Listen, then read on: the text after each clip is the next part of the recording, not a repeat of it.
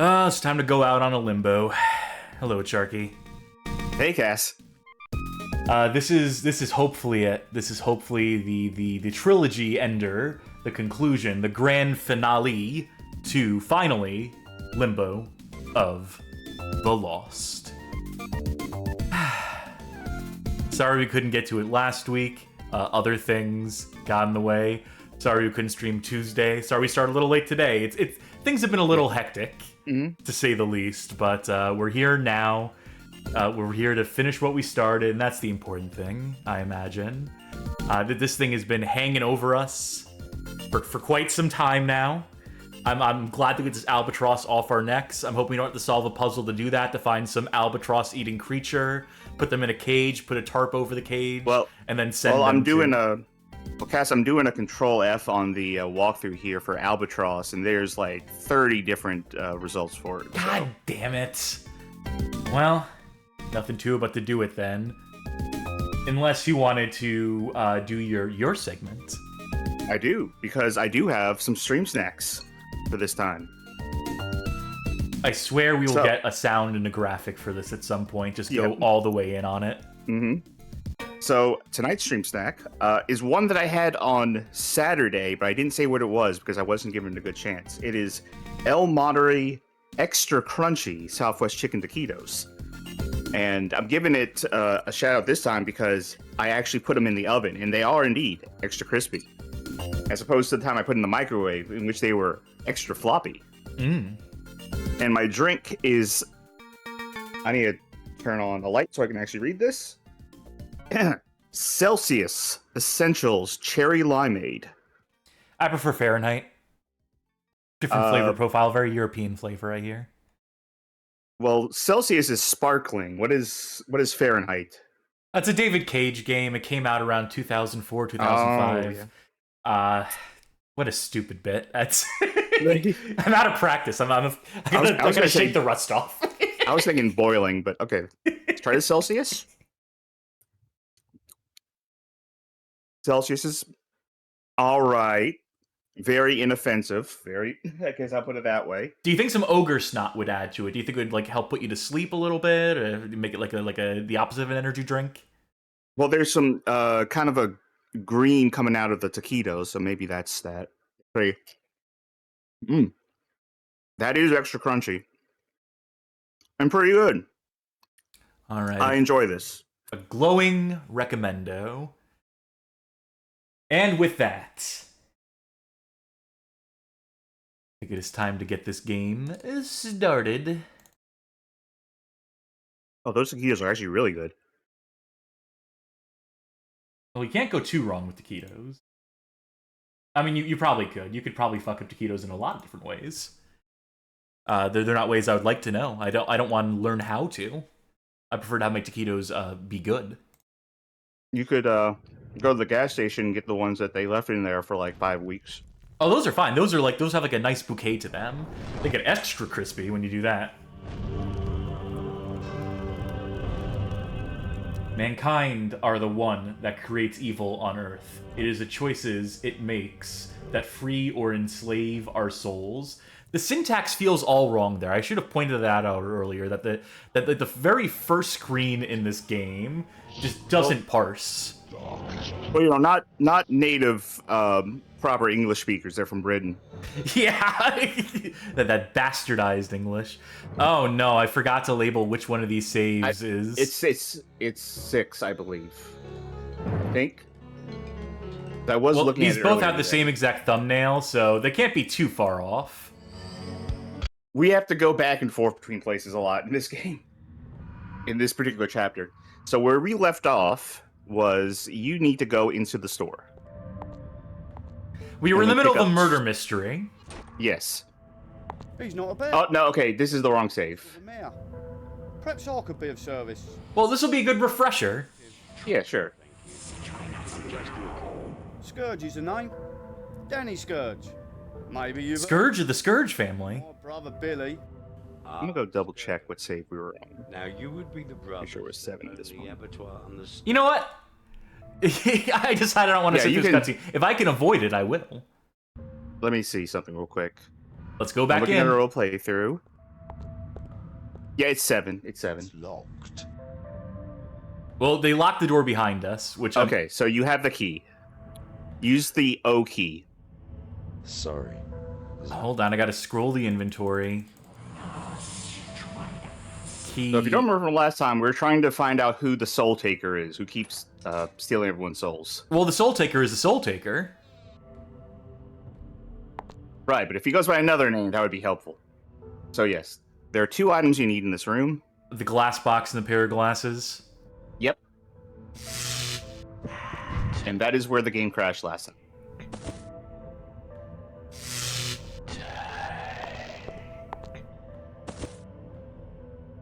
I'll be more hands-off on the next chapter, except for one specific thing. All right, so go to the map, and we're going to Bric-a-Brac. There's some 007 conversation happening in the chat right now. I know you're already keeping track of my gameplay, which is much appreciated, but can you also keep track of chat for me? Sure. And I'll find Bric-a-Brac in the meantime. On this awful, awful map screen. Bric-a-Brac shop. I don't know where the 007 talking about. Also, Generic Random Watcher says that you can use the scroll wheel on the inventory. Yeah, but I don't know. There's something I like clicking. I'm familiar with clicking. Clicking is more comfortable to me, except for the part where, you know, you go out of the window in this game, so it... Maybe I should just scroll. Maybe I should just get over whatever pretend hang-up I'm coming up with on the spot for this. All right. Did we just go into the Bric-a-Brac, or are we looking for a B key? Go into Bric-a-Brac.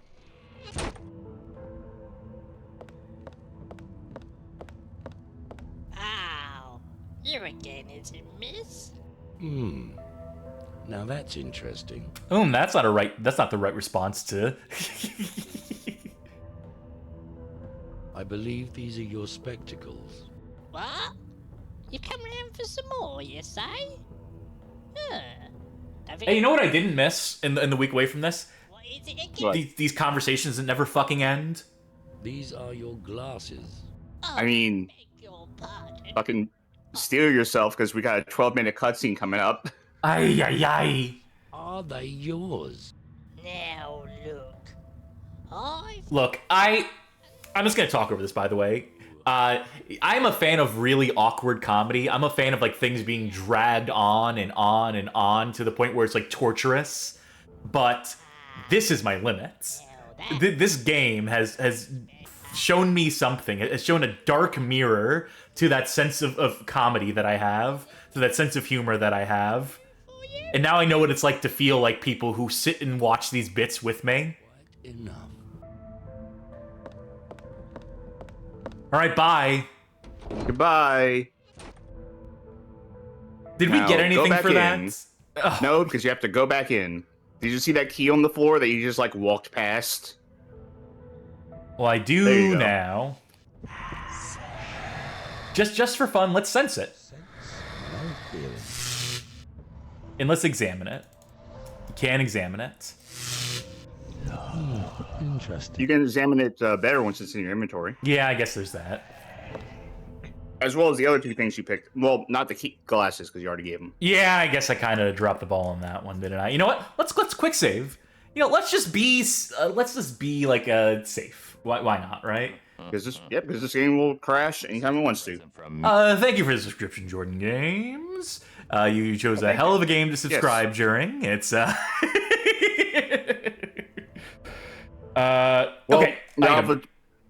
They'll have a chance to correct the mistake towards the end of the show. Down to the subscriber. That is true. A key with a label that reads A. Key, an A key. Okay. A hollow glass box with a hinged lid. Roblox. That's some bad font there. It looks like hide. It contains nothing. Well, that's wonderful. And what was this? The black candle. This black candle has been lit once before. It smells of decayed flesh. I don't know they have that Yankee Candle. I don't know if they offer that one anymore. do. You know what? I think you probably get one of those on Etsy. That much is true. There's some more items here that I don't think we've looked at yet. A scroll. I think we've definitely looked at this one. Okay, let me refresh my memory at least. Go ahead. A small scroll that has some sort of strange incantation written on it. I call on the Dark One, the One of Shadow, to do my bidding and only me to follow. I invoke thee, Taker of Souls. Yeah, it's not one of Zeppelin's better songs. Carrying that around is not going to help you beat the allegation of being the Soul Taker. Wasn't she gone before? She was gone before. I gotta talk to her. Did we discover a fresh glitch? Interesting. I like how the interact screen doesn't work half the time. Take that. Is she just not interactable? No. All right. Okay. Now go to the abattoir.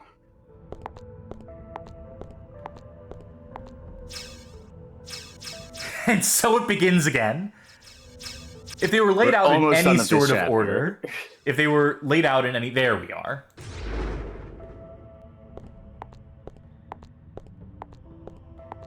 You know... All right, now, what key you need for the abattoir? If only we had a key. If only we had an A key. That's right, it goes in the square hole. Whoa. Oh, did we walk into Harvester? Well, Briggs always was a kidder. We wrote something down in our notebook, and I'm so curious to know what his... Dinky.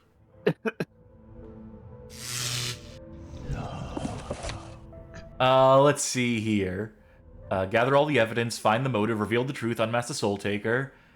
We haven't been to the stables. This is the abattoir. You did not cross... And you didn't cross it out, so that wasn't the note. Why is the snow not cold? Who are the secret society? Why take lost souls of the dead? How can I get past that wall? What does this symbol mean? We've barely answered any of these questions. No. I think we answered why is the snow not cold. Like, that was the first thing we answered, and he never crossed that one off. No. He needs to, like, double check.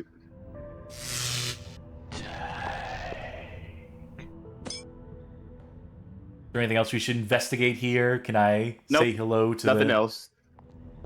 Well, let's see if we can walk around the perimeter here. Let's see if they bothered to.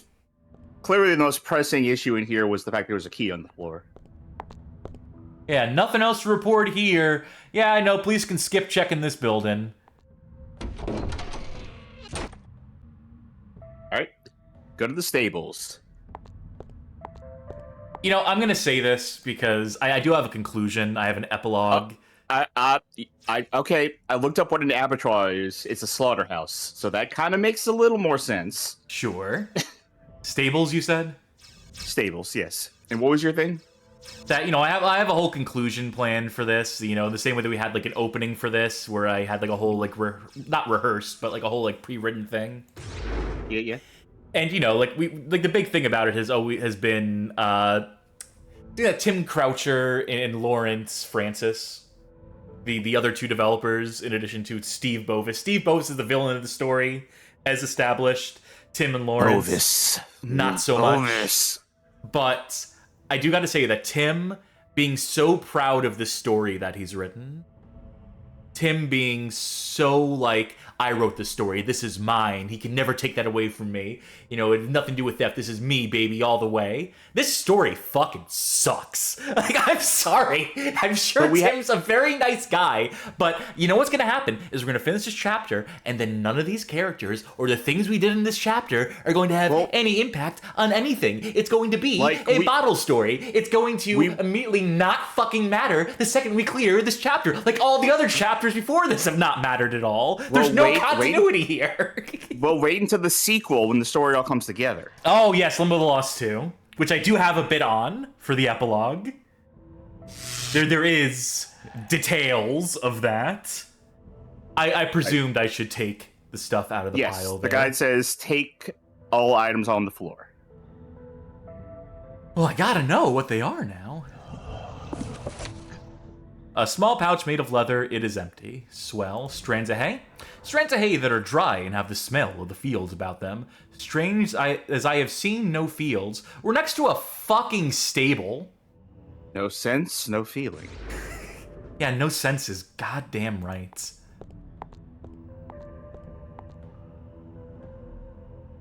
Yep. Sign, acknowledged. Or not even acknowledged. Can I see the sign? I do want to read the sign.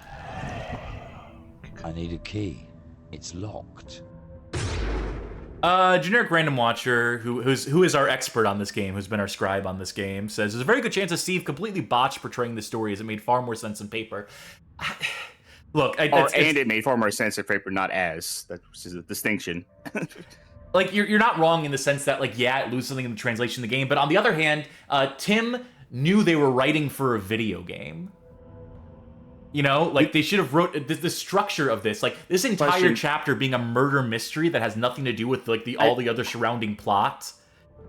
Was Tim the one who said that he really never played video games? No, that was Lawrence. Okay. Who ended up designing all the puzzles, I believe. I can't remember exactly who did what, but yeah, I think at a certain point, Tim got all like their duties stripped away from them, except for like some voice acting, and Lawrence ended up being like the composer, the puzzle designer, and a voice actor, and... Okay, from what I've heard of the story, from reading that article, I'm gonna side with Generic Random Watcher and Tim. Let's put a smile on that face. Poor thing. What in this world have they done to you? And why, for goodness sake? Well, thanks for clearing that up. That's horrible. Oh, you don't say. I wonder if only you could speak. That's not how you spell pitiful. I was hoping he would say pitiful moan. Trying to tell me Disappointed. I am Headful asks, is that the Woodgator? This is the Woodgator after... This is a guy after the Woodgator's been through with him. and you're being held prisoner. But what? Oh. Dark Mare. You should just have a Mr. Ed voice. That's the horse should be talking to us right now. Well, hello there, Briggsy. I am Headful says, agreeable grunt.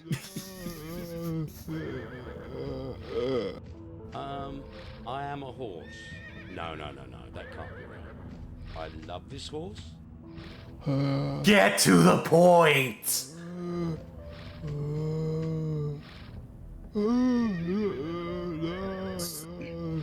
So I'm gonna say, over this cutscene, because fuck this.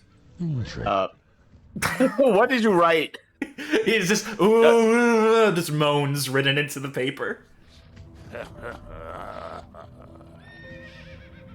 have to go now, but I will get you. Planet needs me. All right, have fun fending for yourself. Let's now the cutscene might be interesting. Let's see. You might as well be getting off and grab yourself a flagon. Getting off? Ew, not here. All I need of you tonight, Danny boy. I'll see you a bit later. I'm just gonna give them old nags of ours a nose bag, and then I'll probably join you for a jar. Horses for courses, me old son. Horses for courses. Aha. Of course. Aha. That's what the creature was trying to tell. Was it?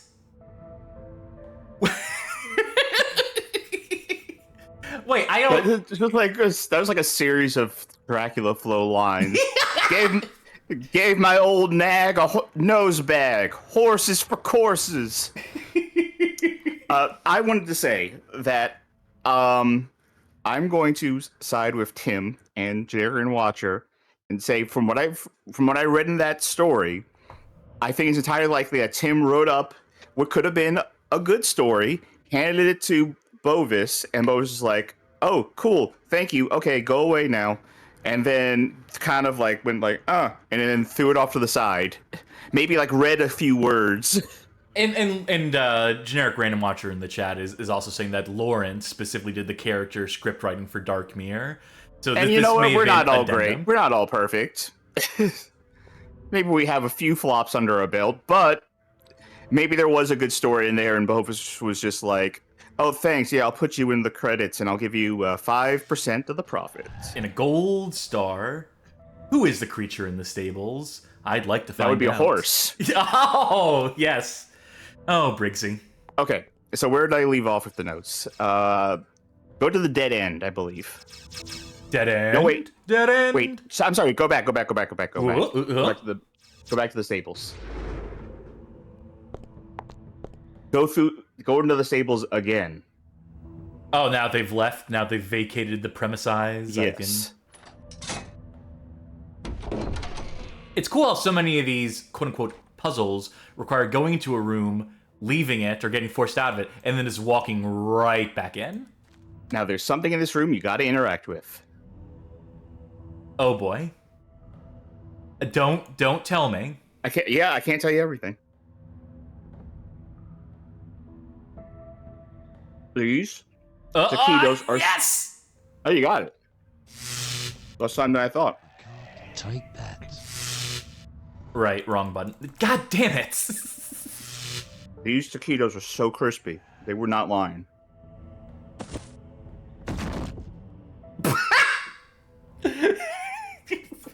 Somewhere, something happened.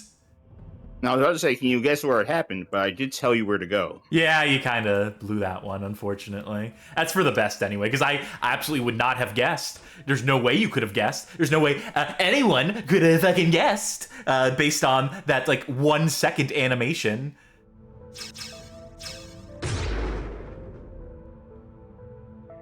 All right. Yep. Oh, wait, no, it's the map screen. It's this way. Right. Great. There's a specific order to press these buttons. Would you like to know the order, or do you want to guess? It's only these 3 buttons, right? Yeah. Which means there's only so many possible things you could do. I forgot how long it takes to do things, though. Well, clearly that ain't it.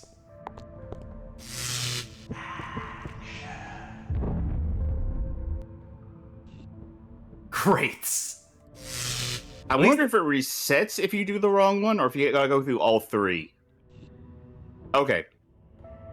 All right. Would you like me to tell you the order? Sure. It is left, right, center. Maybe there's something that would tell you what these buttons are, but I don't know. But it is left, right, center. I would really like to know if there was something that would have explained that or clued us into that, because I can't remember anything, but also I can't remember most of what happened in this game. I would just as readily assume that it's just pure trial and error, or it's a hint that's so bad, that's so unintelligible, like that's so unclear, just like all the puzzles for like the wheels, or like the grates in the previous chapter, and how those clues didn't make any sense or lead to any sort of conclusion. Now before you have one last action to do, we just go through that door. Before we do that, who do you think is the Soul Taker? Oh, is there an actual mystery to solve here? No. Here's the thing. I don't know. I don't know if it's solvable based on what we've seen. I don't know what's going to happen, and I don't know who the Soul Taker is. So this is the start of the 12-minute cutscene? Yeah. So what I'm asking you is, do you have any idea who it is based on the evidence we have? Or do you have any sort of gut feeling? It would be so funny if it was the little girl. But it is probably the mayor. The weirdo mayor with the decapitated head or whatever. Or whatever his fucking deal was. My gut feeling is the mayor as well.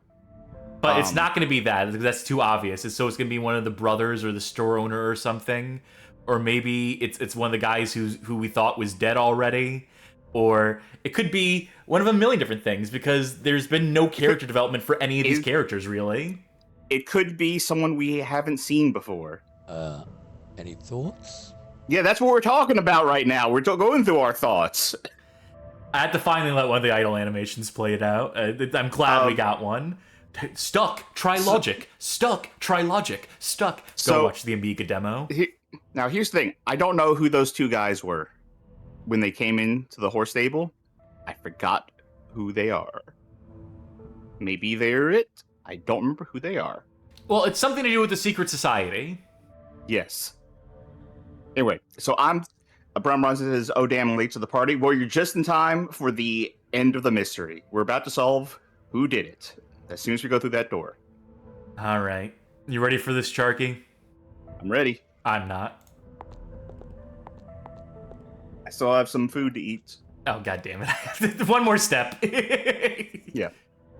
What key haven't we used yet? It's C. C for cutscene.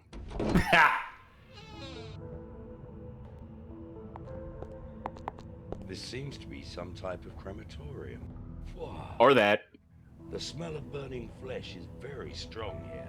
Well, Rich aroma. snow isn't cold, don't we?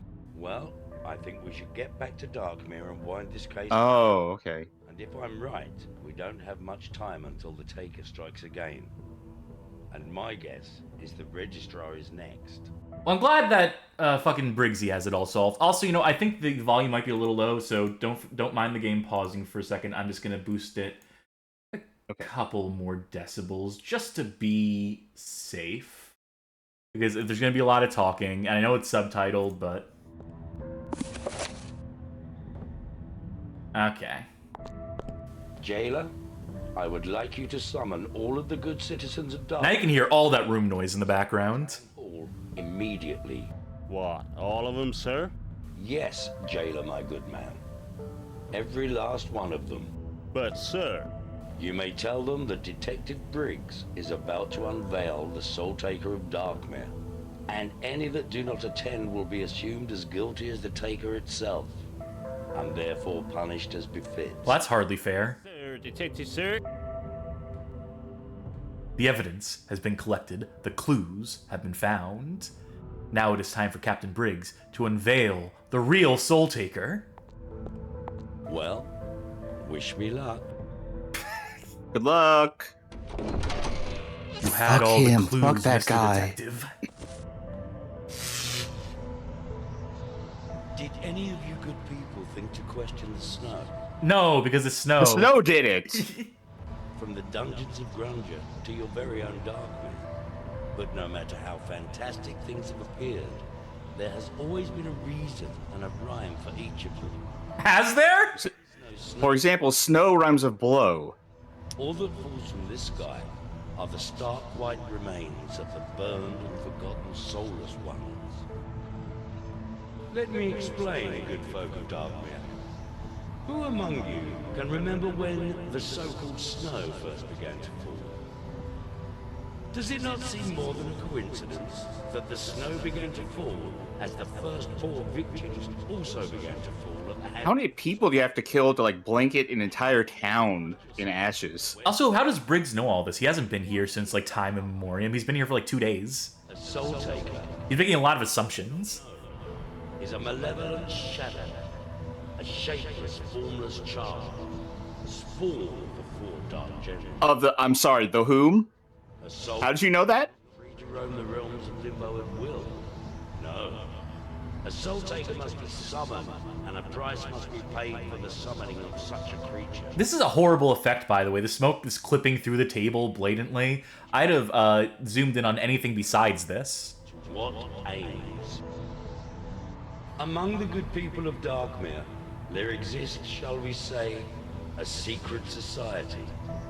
Ah, but this is no charitable group of prominent citizens, anonymously aiding the needy. Yeah, like most secret societies do, I guess? Corrupt society, whose lust for wealth and power means that they will stop You know, there's not enough. get what they want. I was thinking about this the other day. I don't know why I was. Small hall at the But there's not enough theories of like an Illuminati or a secret, poor member. society controlling the world where people are like, but they're benevolent, Actually, I'm in favor of them. Priestess. Yeah, no, they're actually pretty cool, if you ask me. What? Ah, of course, Miss Blackley. You can't hear me, can you? And I'm sure you can barely see me also. Mr. Scourge, how nice to see you. Roll call. There he is. The landlord of the very aptly named Inn of Sins. Johnny Baggett in the chat saying, I'm gonna take a guess that Beeline the solution may have skipped stuff that helps explain stuff too. I wouldn't think so. No, I think that I don't think anything so. you would have been like forced to see is the full extent of what is like available, the information that is available to you. Sit well. We truth investigated is you're every all- item too. That is neither here. The truth is, you're all members of the secret society. I don't know why it's a secret society, considering everyone here is in on it. Please treasure your own soul. Now, the Keeper has given each of you your own soul bottle. And it's up to you to keep it safe. Did we establish this? Did they all have it in bottles? You. There are those that We collect. had seen soul bottles. I wasn't aware that everyone had their own. With each stolen soul comes a little more power. Since my arrival in Darkmere, I have been given and found many clues. Some helpful, some not so helpful. Relevant. I took a charcoal Except for the ones that are irrelevant, because there's been irrelevant items in this game. and I took it to the shoemaker, who confirmed that he'd made 4 pairs of boots, all with the very same symbol on the heel. Well, that was a good clue. Boots was handed to the blind beggar, who in turn took it to the shoemaker. I think I'm gonna go put this bowl in the sink. Yeah, you won't miss much. The smell of death. Yeah, I have my headphones on, so. Also the smell of the fields. Hay, in fact. You're gonna miss these visuals. You're gonna miss this beautiful Scourge cinematic. is the proud owner of an abattoir and a stable. 2 odors that would certainly match that description. I also found strands of hay on and around some of the victims. Miss Blackley. I wish we could have seen the strands of hay, but we couldn't actually investigate any of the corpses for more than like a millisecond. Oh, and I see that you need to wear glasses. These I found at the scene of the crime. I recognized them because I'd seen Miss Blackley wearing them earlier. And then As seen in this screenshot here, anyone where she's on like the left-hand side of the frame. go without her glasses. These, I believe, belong to you, Miss Blackley. You foolishly left them at the shoemaker's. You took them off, of course, unable to look for the design with your perfectly good eyes. Now, the pair that you're wearing now, I took from the shop of Onega's. Let's face it, anybody who genuinely relies on spectacles will know immediately. This is such a... What? Never heard so much rubbish in all me life. Ah, but she did hear it. Did you say, Miss Blackley? And without the aid of a trumpet.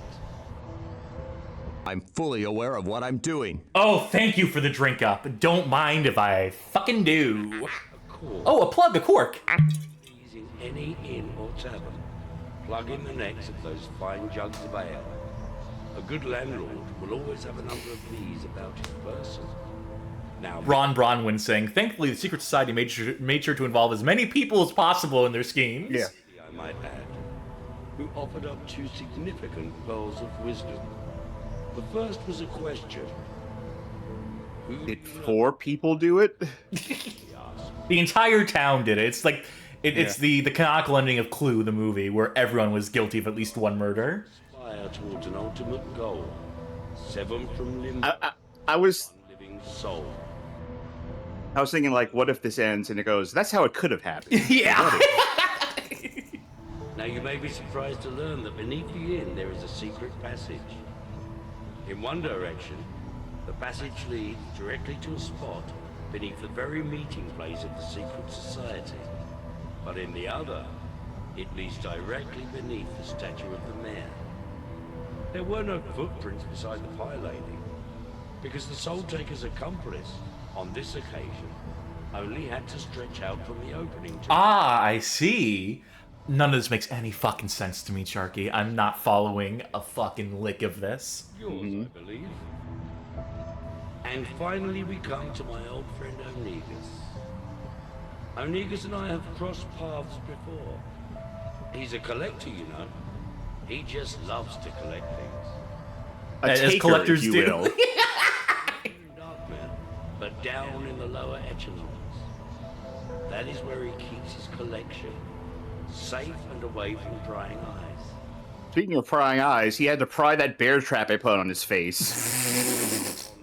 No, that was the real warrior. reason. That was the warrior. Oh, warrior, that's right. Please, you're mistaking all these very distinct and unique characters for one another. My living soul.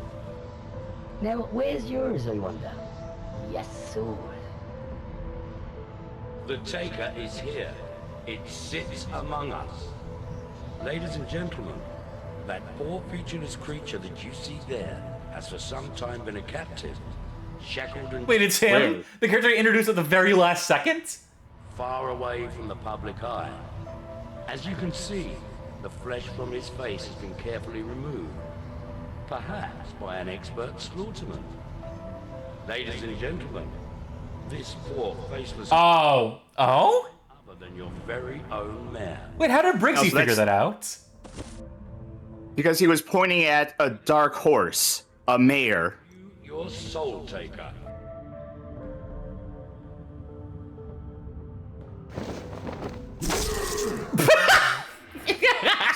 So it was the mayor, or at least the person we knew as the mayor. A 3, a 2, a 1. This is the most Looney Tunes shit in this game somehow. You know, there is always How did Briggs know to do that, though? with the great powers of darkness, as our He was ad-libbing.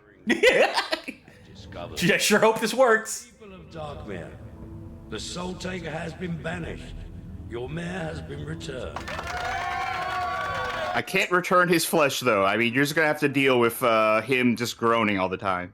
Where are you going? Are you leaving us? Yes, I'm afraid I probably am. No, I think I'm gonna stay here. Said, but thanks to you, the snow has stopped.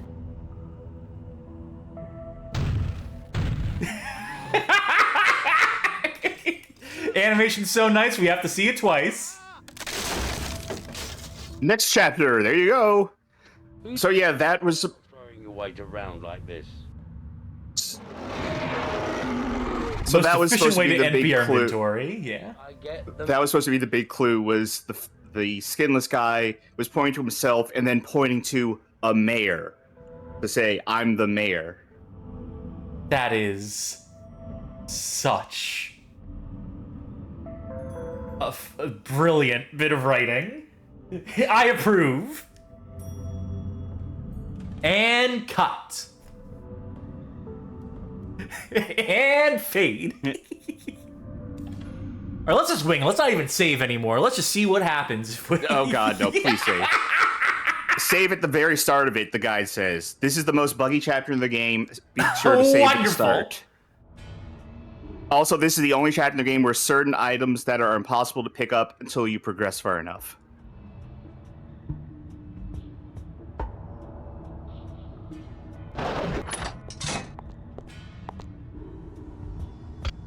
Okay. 07. This is chapter 5. Chapter 4. Chapter 4. Start. How many chapters are in this game? 5. Are you sure the mystery start wasn't the beginning of? Mystery Start was not the start of chapter 3. That was Oh when yes, I first... see now. Okay. So, there are 2 spots marked specifically on the guide here as soft lock. Very issues. cool. So, I'm going to tell you right at the top here. When you meet the janitor, just don't click anything. Even when the cutscene is done, don't click anything. I'll tell you when you can click stuff. Because if you click on the mouse, even when it looks like you have control over the scene again, you can soft lock yourself. What is this fucking circuit board doing here? There's been no technology anywhere else in the game circuits. at any point. At least not like to that like degree. And then suddenly we're supposed to accept that like, oh yeah, they have like, fuse boxes here and shit. I think this chapter is called The Machine. It's locked. Oh, they did a thing where they turn off the subtitles again between chapters, which is always super cool of them to do. Okay, there was... By the way, go back. Oh, boy. I'm not going to tell you everything, but there was an item back there. There's an item in here that you have to pick up. That says it blends into the wall. And in fact, I see it. You're looking in the wrong place.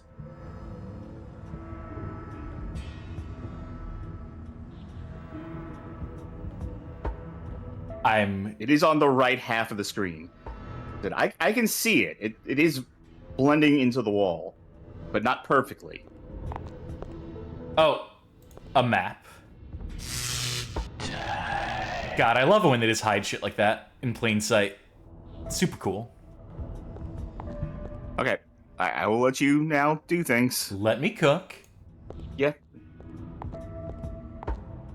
Oh, but Briggsy taking so long to... Oh, if he goes, like, in the distance, depth is fast. It's left to right that's torturously slow. But he'll zip to the front of the screen here. Some pep in his step for that. Alright, let's investigate this platform. Oh, interesting. Thanks, Briggsy! I don't think so. Alright, are there any exits to this room? Because I'm not seeing... Of course, I say I'm not seeing anything I can interact with, but that doesn't mean much, does it? Let's see. Do we have anything in our inventory still? I'm scrolling all the way to the left. Nope. Oh, wait. Now you have some stuff. We still have the Keeper's Welcome Note, a glass vial that glows, which I think is the Warrior's Soul, a piece of parchment, and of course we have the map. You know, might as well examine the fucking map. A map of what is known as the Machine. It depicts certain places linked by a single train track. Am I really in the workings of Machine?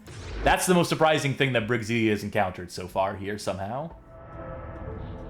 Okay. Is there something I should pick up on the screen? Is there anything to do on the screen? You went into this room. This is the topmost room, right? Yeah, I suppose you walked so. up to get here. So, no. Nothing in this room.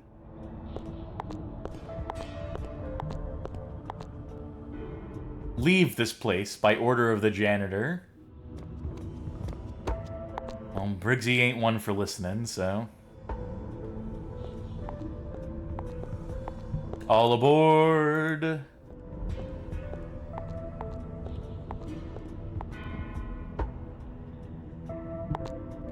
I'm sure it's known what game this is stolen from, but the vibe I'm getting from this is a little game by the name of You Are Empty. I saw that game in GameStop back in the day when they sold PC games. There was a very striking box art. Yeah. And title. I never ended up playing it because I saw some cutscenes from it, and there's one scene that really upset me, and I was like, oh no, not gonna play this.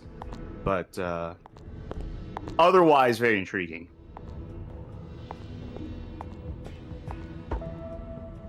I'm just wandering around aimlessly at the moment because... Because I'm letting you cook. There's nothing happening.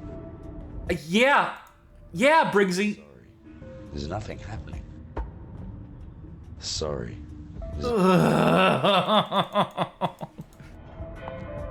I know, like, I just know I'm walking past stuff that I meant to pick up, but I just... Yeah, you did. Can't fucking spot it. With these 1024 by 768 resolutions. Is it even that much? Is this 800 by 600? I can't fucking remember. I'm curious if it is larger on my screen than it is on your... And the fact that I'm using a 42-inch television as a monitor means that, yes, it's probably bigger on my screen than it is on yours. Because I did see the item. When you walk past on the screen? No.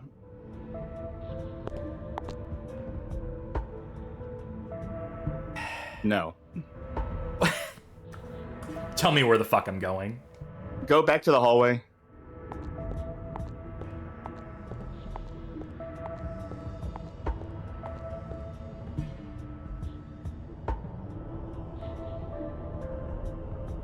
Oh my fuck off. Just Fuck off with that. It's a circle. It's a pixel wide. The thing that it's. Oh. Hello, Hex and Hell. I did not mean to say that as you joined. Welcome to the chat. I did not mean to say fuck off to you. I was saying fuck off to the video game we're playing now. You picked a hell of a game.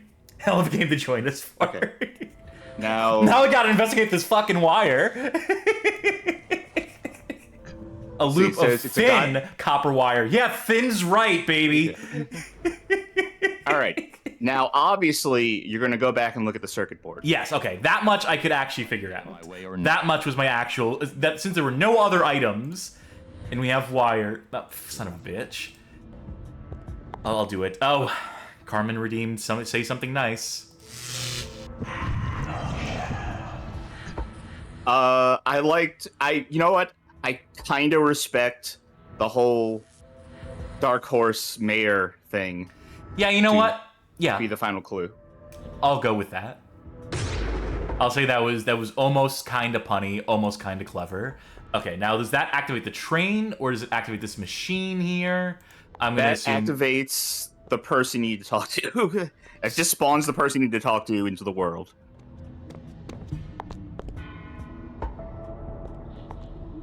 I'm assuming they're gonna be like the conductor. Okay, there's an important thing to note. You could fix the train at some point. Do not fix the train until I tell you to fix the train. Okay, don't worry about that. Or fix the tracks, rather. Because if you fix the tracks too early, you get soft locked. Oh no, it's another one of these? Let me see. Let me check.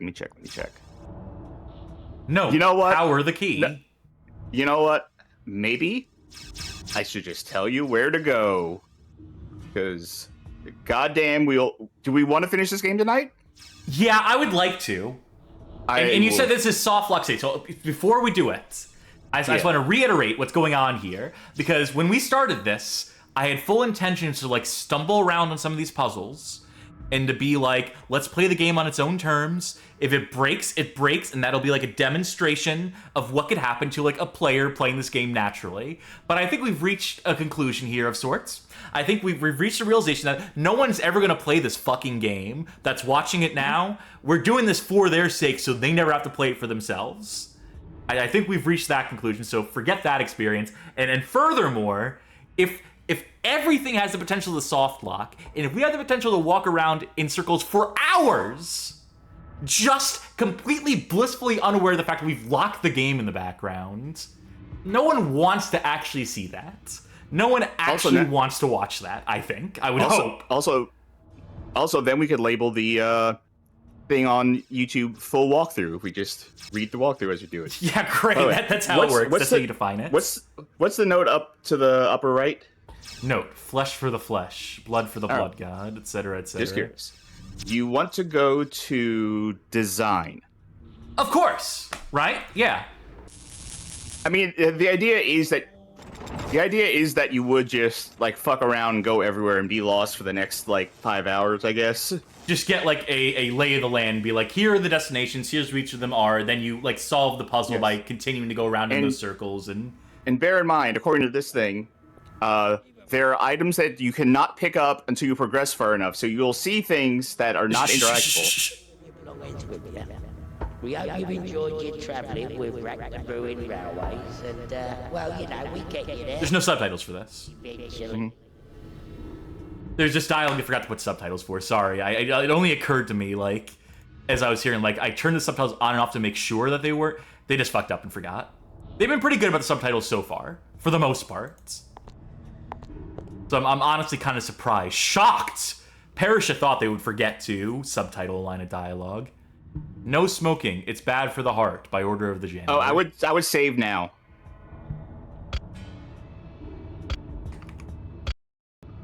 Save your soul. Oh boy. Yeah, keep walking. Okay, don't touch anything until I tell you to. How do I get across? Are you okay? What?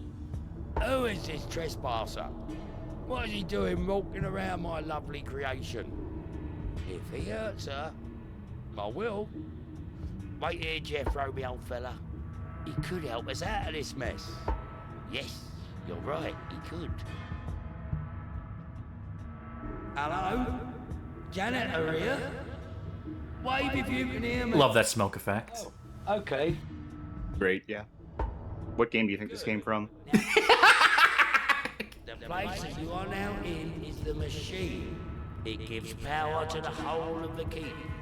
But she's gone into lockdown because of a fault and I need to fix her. Well, I hope you're getting all this. I already zoned out, sorry. Over to you and fix her heart before the Dark Ones return. Now, firstly, I need to repair the track near Tower 5. Once you've done that, come back and I'll tell you more. Hey, don't touch anything. Okay. Okay, I think you're good. Okay, I would hope so. Okay, so, now you don't have to worry about fixing the track breaking the game. Okay, so I can see what happens. If you tried to sequence break, if you fixed the track before that happened, they wouldn't have any way of accounting for that. Yeah. Let's see. Louis PSC says, I don't know what game that screen came from, but it feels like a section of a training map that would teach you about a long jump or a wall jump. Yeah. Yeah.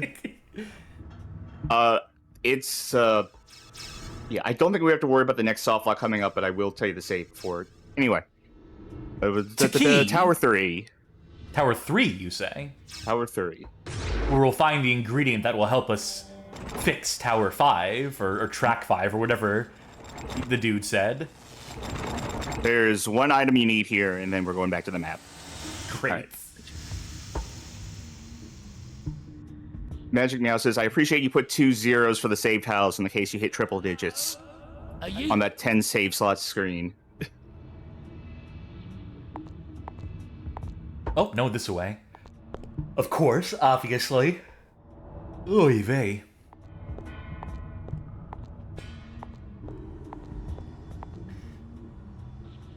Okay. What fucking games? This has to be Unreal Tournament 2K. Yeah, this is Unreal. 2K3, 2K4.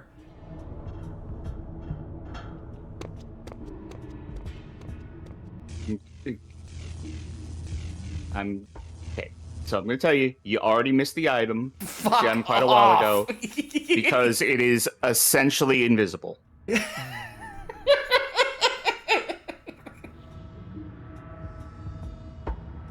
Is it this screen? No. Great. It is the moment you stepped off of the train.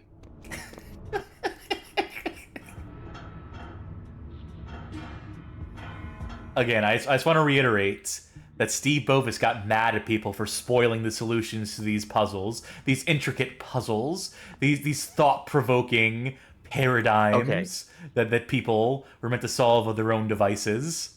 Okay. The item is essentially invisible. Why would it be essentially invisible? That's your clue. Why would you not be able to see this item? Nope, you're... No, I know. There's only so many... You accidentally... Yeah. Why would it be invisible? Is it because it's on the train? Is it because Briggs is in the way of it? Is it because it's a single pixel big, or... It might be a single pixel big. I would think it isn't, but it might be. This is my classic. You're going too fast for it. For sure. Like, you would... I think it's probably small enough that you would miss it if you were doing it like that. Hidden in the trash bin in the back. Next to the vent. Oh my god. Because it's shrouded in complete darkness. Oh my fucking god. Steve Bovis, suck my fucking dick. I'm blaming this entirely on you.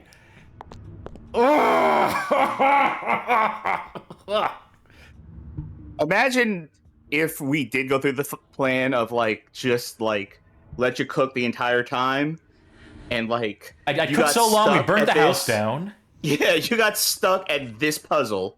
This metal bar has holes along each of its sides. Cool! Alright, we just fuck off now? Do we just we can leave. Fucking bounce? Let's see. Go to fuel. Give me fire. Give me that which I desire. It looks like this is actually going to be a short chapter if we go through this guide. You know what? It looks like the length of this chapter is based upon... Yeah. By the way, I think the next chapter is timed, by the way. Now, please ensure that you take all of your belongings. Don't tell me. Wait, hold on. Let's check the bench. There could be something hiding in the darkness behind the bench. No? Get you there. Okay, I was wrong. The next chapter is not timed, but there's a timed puzzle at the end. So I'll tell you when is important to save. Love makes the heart grow fonder by order of the janitor. Without the janitor saying that hearts wouldn't grow fonder with love. A skull. Now, you find the hidden item in this room. It's hard to see. Why couldn't they just all be like this? We're just walking right over that smoke. Fuck layers. Fuck, transparencies. Who needs them? Chuffa, who needs it? Gotta take a look at the skull.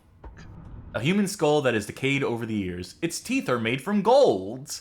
Well, I'll be pocketing those, thank you very much. Finally making some sort of profit off of... let's beat the skull with a metal bar, take the teeth out. Johnny Baghead wonders, I imagine trying to fix the code here would be next to impossible. Have fans tried to remake this game with the soft locks fixed and quality of life features like item highlights? First of all, fans. I think it's just the one. I think they're here in the chat with us. I think it's generic random watcher. I think they basically took up the mantle. 2 would require knowledge of the Wintermute engine, which, is available, is a licensable or probably freely available engine at this point. So you could probably use that, crack it open, do whatever. But 3, I think it'd probably be easier to rebuild this game from scratch. Just stealing all the assets from this game that they already stole from elsewhere. Oh, hell, steal new assets. Steal from entirely... Keep the plot exactly the same, but steal backgrounds from new games. Yeah, just Crisis shots, some fucking Skyrim. Gotta do Skyrim. You're going to Starfield. You're going to Tower 5. And once you get there, I would recommend saving. It's been a while. It's been a while since I done saved my fucking game. And all the souls I can't remember. Who does that song? Don't ask me. I've been making fun of that for decades, but don't ask me to tell you who fucking sang it. Now, please ensure that you take all of your belongings with you. That's stained, according to Magic Mouse. Stained, thank you. yeah. All right. I'm assuming that we're gonna go to the tower. Uh-huh.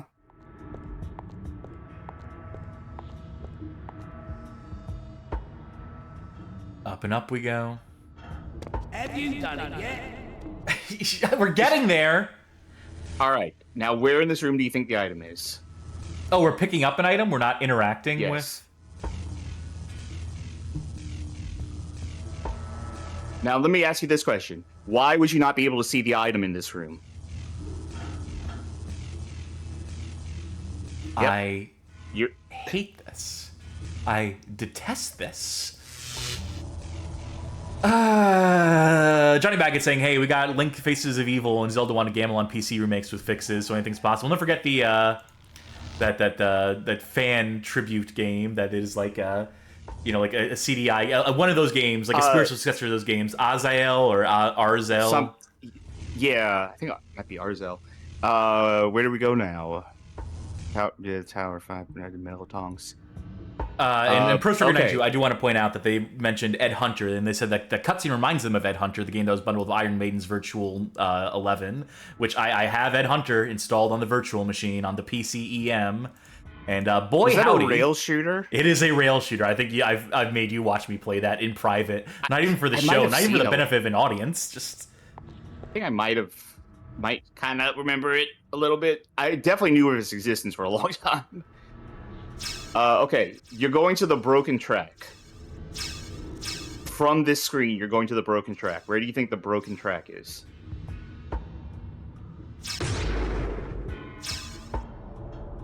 Nope. Probably here. Nope, it's on the map screen. On the map screen, you're going to the broken track. I thought they said that it was Tower 5 or Track 5 or something like that. Oh, there's a location you have to press on the map. A broken track. The parts? Nope. Heart? Mm-mm. Taki? Nope. Tower 3? You are thinking on the wrong... You're on the wrong train of thought, no pun intended. Oh! There it is. Horrible design. Make it red. Make it stand out. Do something. Anything. What's taking you so long? Shut the fuck up. Okay. Start combining things. I can't believe that worked straight away, but sure. Let's look at the skull without the teeth now. I'm glad I didn't put... I was gonna say, I'm glad I didn't put a subscription on the line, but, like, we don't have enough items for me to do that. A handful of human teeth cast in gold, the roots of which are very sharp. Right. Let's quick save. Just to... I don't know. I don't know why we do anything at this point. Why are we here? Okay. So, check. Nope. All right. So, go back to the janitor. Oh, you sure there's not any more items for you to pick up on this fucking screen? No. He was in design, right? Yes, yes. Oh, yeah. Oh, you boy. Yeah. I'm always saying that. Don't know why I keep saying that. Ooh, your bow. Shit here with me. Is that Frank Stain Gothic too? Frank Gothic says every couple of minutes we get an moment of terrible design. Sure that you take all of your belongings with you. We hope you've enjoyed your travelling. Magic Mouse. No, that was Creed. That was Creed shreds. Thank you. Speedy. Creed, Stained, all those completely interchangeable early 2000s shitty alt rock. You done that then? About time. Well, next you have to ride the train all the towers to light them up. See, the track is a circuit and the train carries the electric charge. You have to go full circle. Okay? I just wish he would shut up. Briggs, this guy is the only dude who is like not wasted our time, who's giving us clear instructions, who's like has a goal in mind that he wants us to help him work towards. This has been the best NPC in the game. He doesn't have an annoying character gimmick. So, from what he said, it sounds like you have to go to all the towers, right? If a job's worth doing, it's worth no. slow. Oh?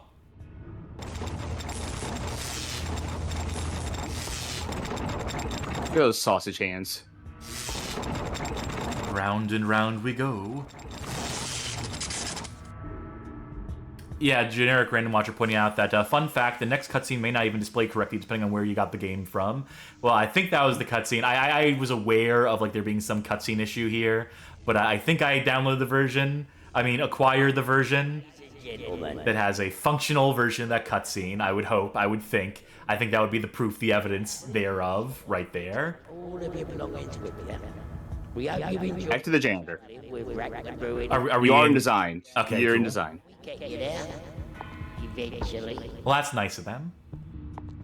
Yeah, we did go around full circle and ended up where we started.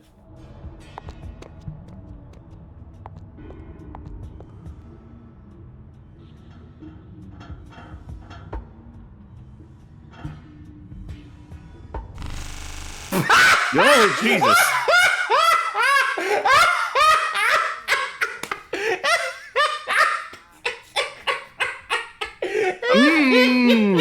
says in all caps. That was like some Batman and Robin animator cartoon studio shit. Oh, and please hurry up. Oh. Okay.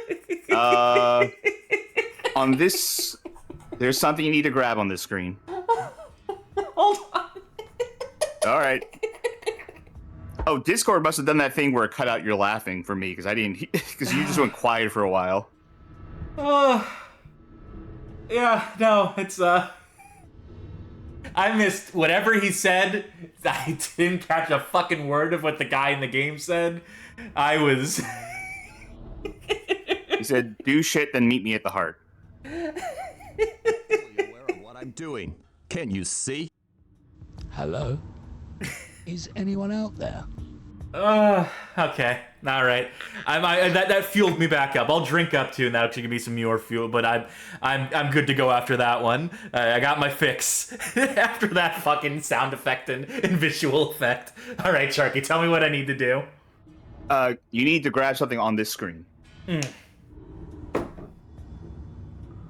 Some cables. All right. Yep. Now you're going to Tower 5. No, 4. I'm sorry. Tower 4. Oh, thank God you could prevented a disaster there. Yeah, it says here if you go to Tower 5, it corrupts your save file, so you need to start over. I am joking, but that's not outside of the realm of possibility. You know, just because you said it. Even if it's a joke, I believe it. What if there's like a full save corruption bug in this thing? Tower 4, you say? Yes, Tower 4. Oh,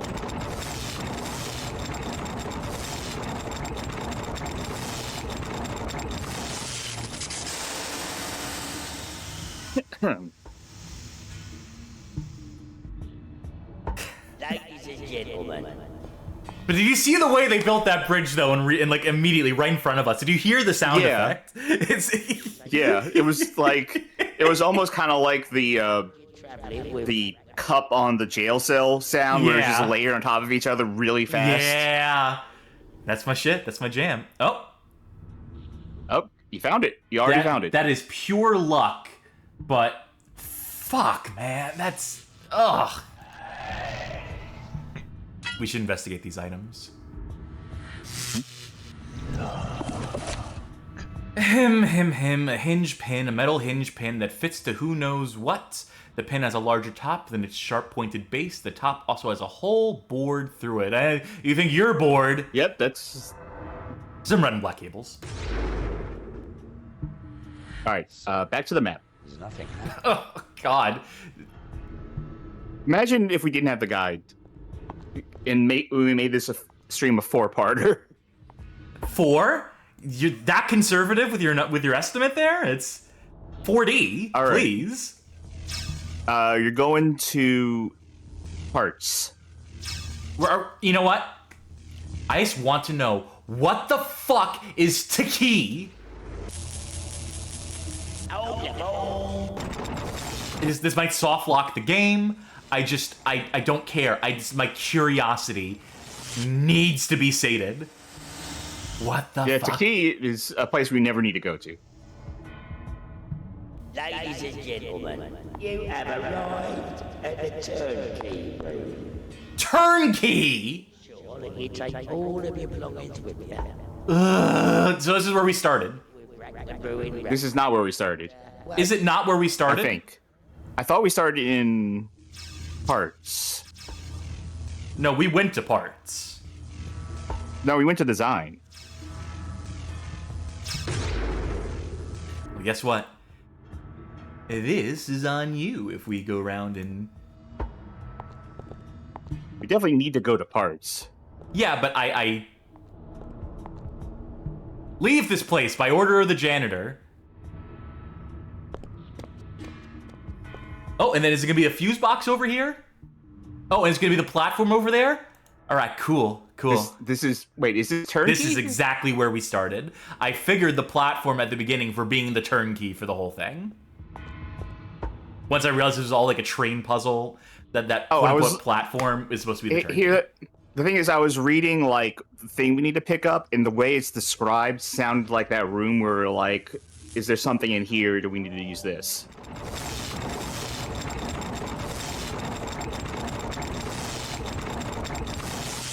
Timrod says, "Ladies and gentlemen, you have arrived at the turnkey room. The game is now corrupting all of your saves and deleting your hard drive. Please stand by." Ladies and gentlemen, you have arrived at the parts room.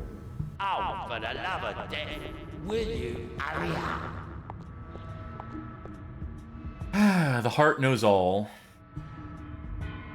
Have we missed any items yet? No. It says, keep walking. Oh, the automated this. It said big empty room, and I was like, that's, yeah, there was that big empty room where you didn't know where anything was. All right.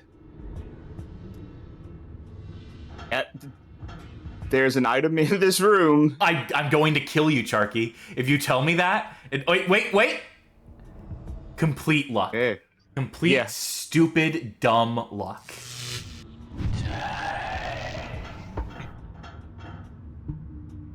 That's the second item in this chapter that was in complete darkness and was totally invisible.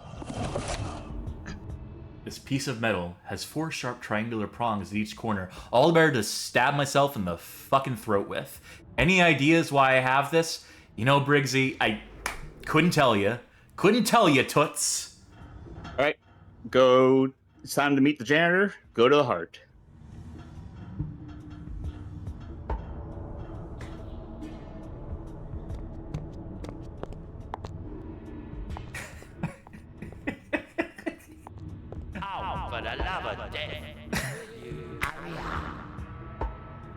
You know, this really is. This must be like what Limbo is like. I'm not going to say hell, but this is like gotta be equivalent to like your soul being trapped in purgatory forever, is just trying to like solve puzzles in this game, trying to find items in the dark, having to listen to this fucking voiceover droning on. Ladies and gentlemen. Limbo is an eternity spent in that 12-minute cutscene where Briggsy is making shit up on the spot, and you just have to suffer every minute of it. We hope you enjoyed your travelling with Rack Brewing Railways, and, well, you know, we get you there. A warm heart is a happy heart. And boy howdy is mine frozen and cold. Don't you worry. Hold on. Hold on before we proceed. First of all, quick save. But then I wouldn't quick save on that spot. I wouldn't. No. I wouldn't be quick saving on the exact same spot you've been doing it the entire time, just in case. But you should be fine. Generic Random Watcher says, get ready for some whack cutscene and seizure warning. So I'm assuming there's going to be some epileptic flashing. I'm not going to be able to figure out on the fly. My screen flash filter, I need to know like what the timing of it is in advance. So I'm just going to issue like a blanket warning. I'll time code it in the YouTube video for where the flashing begins and ends if it's particularly severe. So just bear that in mind. We will let you know when it starts and when it ends, verbally and with the time codes. Back to hell. Okay. I'm assuming it's not starting straight away.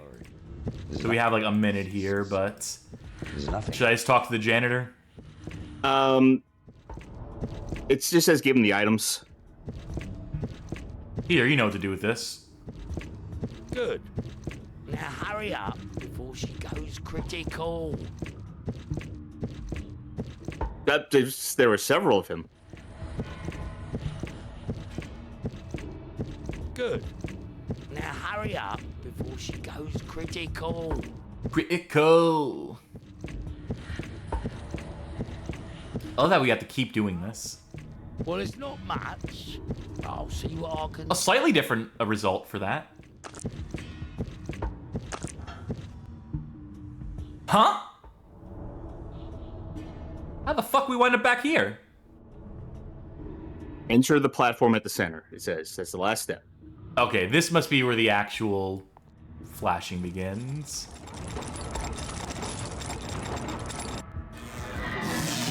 Oh no.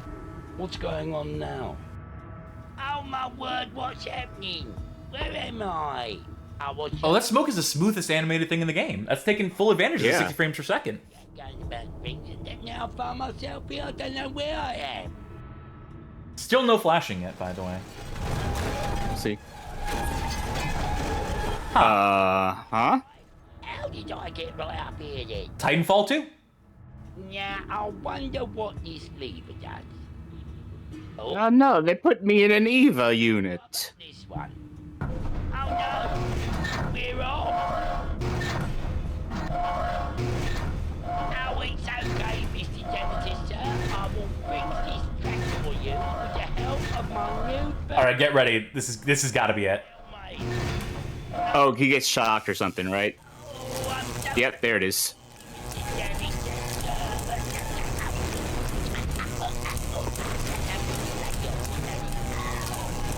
Oh no, not this guy. When will he ever learn? Alright, that's the end of the flashing, and dear God. That drop shadow, that glow effect. Yeah. Alright, final chapter is coming up. 5 more chapters. I'm not ready to say goodbye to Limbo just yet. I'm fucking with you. So we dodged the soft locks. Yes. But you're going to be coming up on a timed puzzle that is the final puzzle of the game. And so before you get there, I'm going to tell you to save. More like the shitadel. Got him.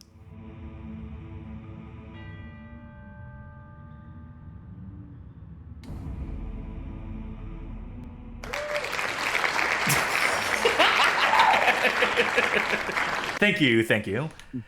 It took him a while to get it. It's a real thinker, I know. Chapter 5 starts. Alright. Alright, what items do I need to pick up on this screen? Yep, there is an item you need to pick up on the screen. This is Return to Castle Wolfenstein, by the way. It does not say it's in total darkness, but I know where it is, and I don't see it. Try to get in my way or not. First of all, let me drink up. Who's right? And then we gotta say something nice. Robot was pretty cool. Wonder where they stole it from. Yeah. Well, considering that was a 3D asset, you know. Door knocker. It's not... Okay, let's see. Yeah. Yeah, completely just... No chance in hell. If you didn't know there was an item on the screen, if you didn't know to look for items on every screen, no one would ever find that item. Yeah, I was looking at in the area where it was, and I could not tell what it was. A door knocker, an ornate metal door knocker. Sloth. Oh, this is gonna be some 7 deadly sins bullshit. Yes. Ugh. Death. Close-up of shield?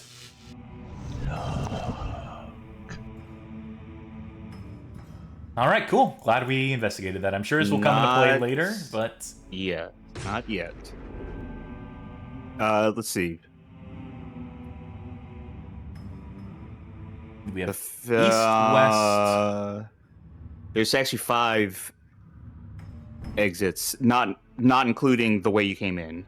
North. Yes, there's 2 right, north, a west... They could just do northeast. Northwest. Okay, I'm gonna read out loud what it says to go to. Yeah, let's just... The doorway in the background on the right. So, northeast. Never eat sour wheat. Close up? Okay. No, close up. Close up? Close up. Close up? Close up. Ketchup. Ketchup? Ketchup. Close up? Close up. You need to... Huh? Did we go into the wrong room? It says you should enter a room with 4 seals / emblems on the wall. Take all of them. Yeah, okay. Or- That's the wrong ass room. So that was... Let's try the east. Yeah, that's why I read out loud the thing to you, because I wasn't sure. Okay, it meant east. You know what? Let's just pluck them right out of the walls. Let's not even interrogate them or look at them or... Let's just get this fucking show on the road. You know, it's great is that we've had all these drink ups so far, and I have like a whole shit ton of reading to do at the end of this, and I'm gonna be tripping over my words, and it's supposed to be like, you know, like the whole like conclusion to this thing is supposed to be like the high effort part of these streams, the part where I just like give all like these cool facts and information. I'm gonna be fucking sloshed hopefully by the time we get to it. It'll just be a mess. By the way, wrong way. But the down. Ugh. You know, I'm sure I said this in the first episode, but when all your environments are fucking screenshots that you took and not actually designed things where there's clear like directions that you can travel within, when you were not the one building them with like any sort of intentionality in mind, it becomes a little hard to parse the environments. It becomes a little difficult to ascertain where entrances and exits are. There's an item in this room that you need before you move on. It actually popped up. Did you it? had your mouth open for a second. Yeah. Cold, hotter, warmer, colder, colder, warmer. Yeah, you were red hot for a sec. Yeah, that's red. That's red hot. Yeah. Not cold. Just fucking tell me. Look at that gap on the floor. Oh, cool! Another door knocker for our collection.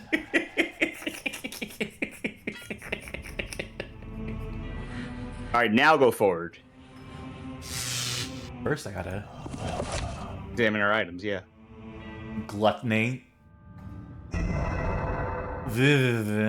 Oh, pestilence. Pestilence. Famine. Famine. Death. War. What is it good for? Solving this puzzle. Are we going south? Yeah. You're going forward. So north. That's not. So we're going backwards. Go.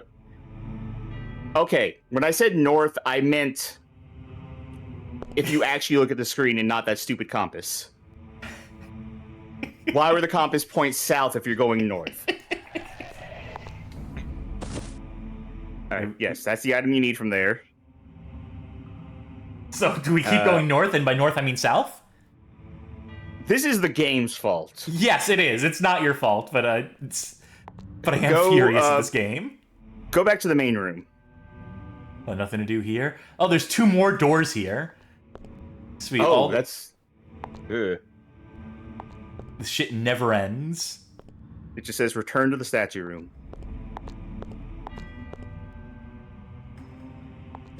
Well, there's death. Okay, so what you want to do here, not that yet, but you're going to want to go to your inventory and use the candle on the 4 seals. Excellent. Excellent. Oh, we're making... Excellent. Yeah. Okay. Excellent. Oh, you know what? Subtitles turn themselves off again. Not that there's any dialogue or anything. Excellent. Yeah. Okay, now look at the statue. One, 2, 3, 4. And there's a proper order. Is it alphabetical? It is... I believe this is the order they appear in the Bible. Would you like to test your Bible knowledge? Oh, I don't know it at all. Okay. I'm just going to randomly click and see if that... Well, you took one out. All right, cool. Okay, I'll get you a start on the right track. What do you think would be the last horseman of the apocalypse? Death. Right. So that goes in 4. No, that was 1. You put it in 1. Yeah. No, that's pestilence where now you because it picked reset where it was in my inventory. Okay. All Okay. right. So famine leads to war, or war leads to famine? You were right. You were correct. Famine leads to war.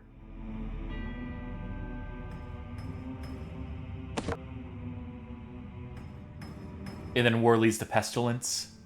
Yes.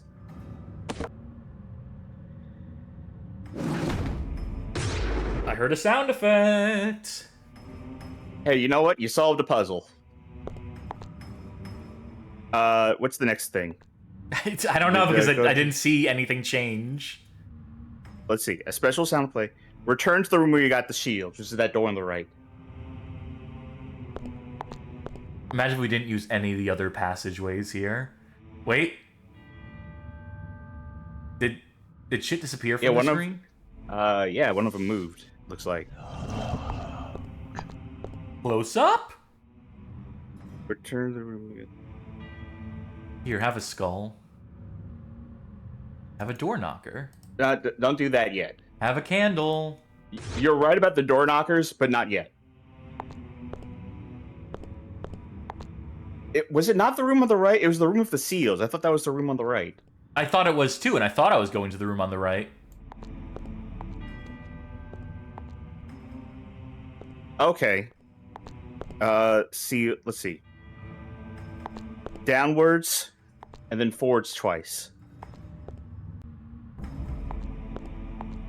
And then turn right at the intersection.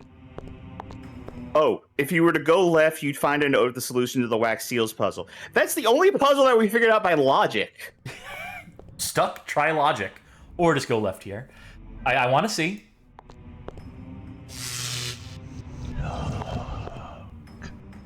One drought creates famine. It takes two to make a war. The 3 plagues of pestilence brought death to the 4. Signed, Felspar. Yeah, we just intuited that just from basic queuing, so... It's the most obvious they've been of any puzzle in the game, I think. Alright, you're in this room. Door knocker. Yep. Tommy knockers. Is that it? Okay. Well, each of those 4 doors has a door knocker in them. So you're going to just go in each one and pick up an item.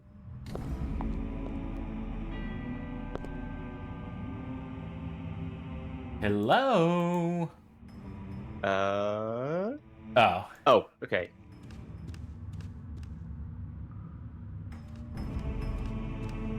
Hello? You should be in a room with 4 doorways. Take the... No, you're good. Go into each of the 4 doorways. Take a door knocker from each of the rooms.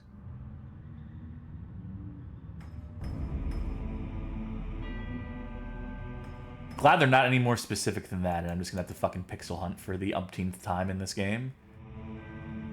Next to the fireplace. Oh, I see it. Yeah. While you do that, I'm going to use the restroom real quick. Good time for it. I'll just bang my head against this.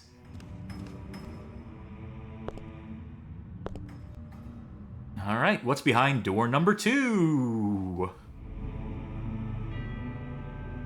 Pestilence! Can we go up this way? Is this nothing? No, these are just dead ends. Door number 3! Death! I wouldn't walk into a room just called death. Personally. Value my life a little too much. At least I can see the door knocker straight away here. That's got a pretty cool room. It's got a pretty cool vibe here. Looks like a Quake 3 arena map, you know? It's... Looks like a room where you'd pick up a rocket launcher.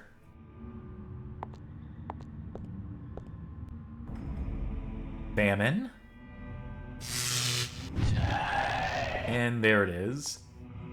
See, Famine has some boxes of food and some wine on the wall. So Famine's living the high life.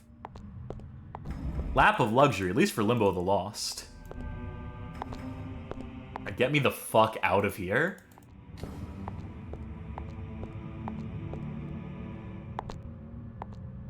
Okay. And I know Charkie isn't here to guide me, but I'm just going to assume I'm going back to the main room. And I think the door knockers go into the mouths of those goblin heads. Yeah, return to the statue room. Here I am. Okay. So, two things. One, save. Also, you're going to go into the 7 rooms. Not 7 rooms, I'm wrong, sorry. You're going to go into the 4 rooms in here, and you're going to put door knockers in the gargoyle heads. Before you put the last door knocker in, save the game. That last door knocker is going to start the time puzzle.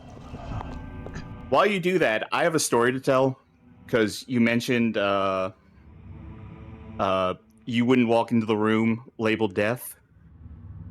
Yeah, and by the way, I just want to quickly assume that this is like the solution to the puzzle, which ones go where. These symbols are supposed to represent each of the different door knockers we have, because we have 7 of them. There's 7 here and these. But you're just going to tell me what to do at a certain point, because I don't want to bother with symbology. I don't fuck with that. So, I was DMing a game of... a makeshift game of D&D with some friends once. And this was a real shitpost of a game that I was doing. And at one point there was a room with 2 halls. And there was this little goblin in between the 2 halls. And he was there to warn the party, like, listen, whatever you do, do not go on the hallway on the right, because it leads to a room that only contains certain death.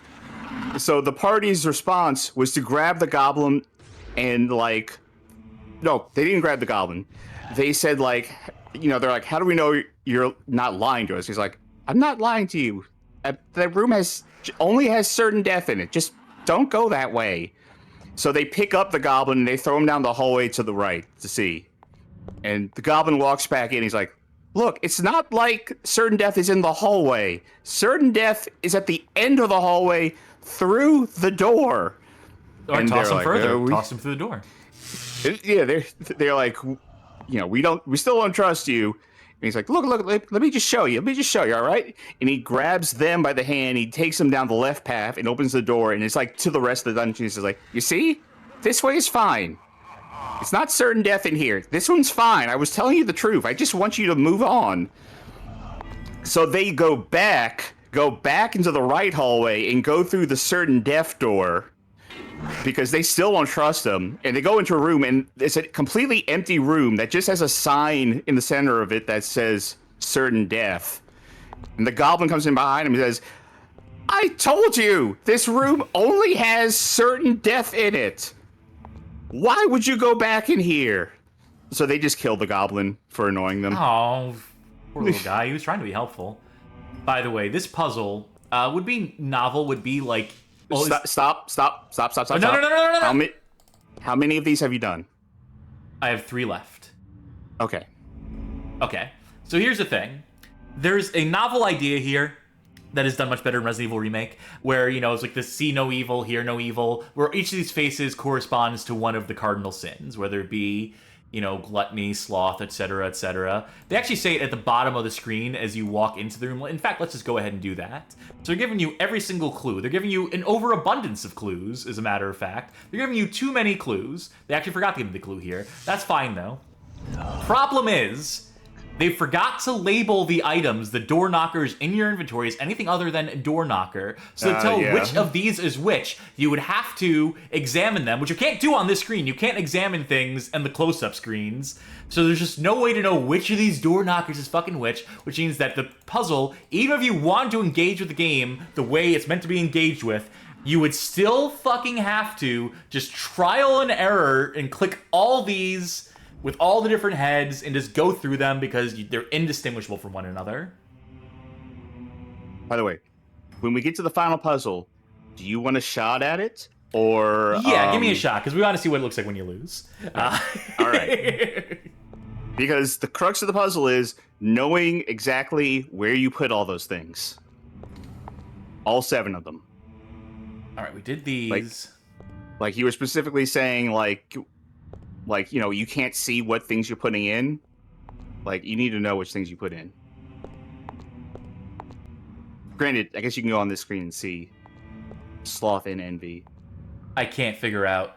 Oh, there it is. Close up? Okay, don't worry.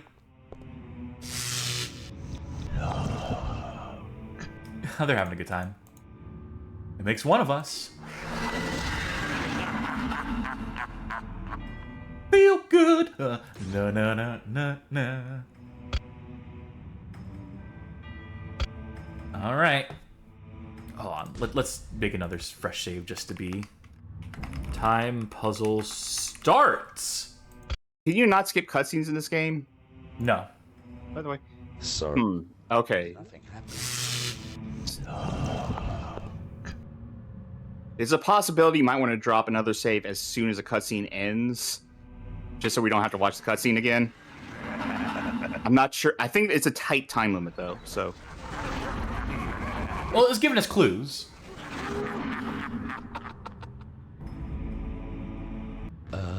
It's very dark down here.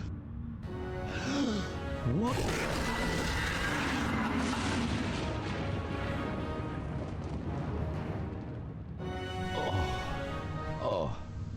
Oh, my head. Where the hell am I turn up the subtitles again.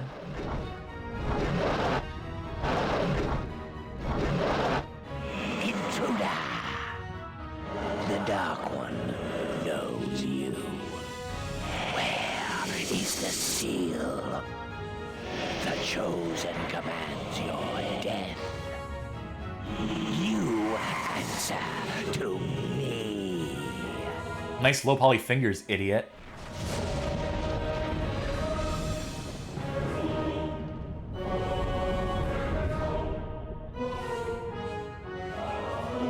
Time is of the essence. Oh, you don't say.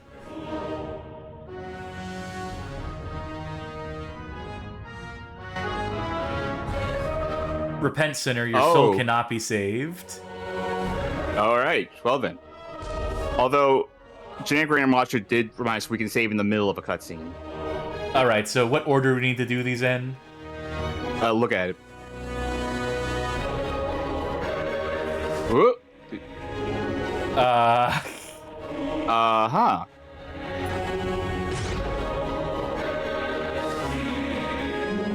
It says... Greed leads to gluttony, maybe? Once in the... Well, no. The four directions now lead to open doors, behind which rooms a pedestal. Clicking on a pedestal shows a middle state, which can be clicked. You can click on those pedestals once you zoom into it. I did. Did it tell you anything? No, it just did like a button press and... Pride, lust, or gluttony leads to lust, maybe?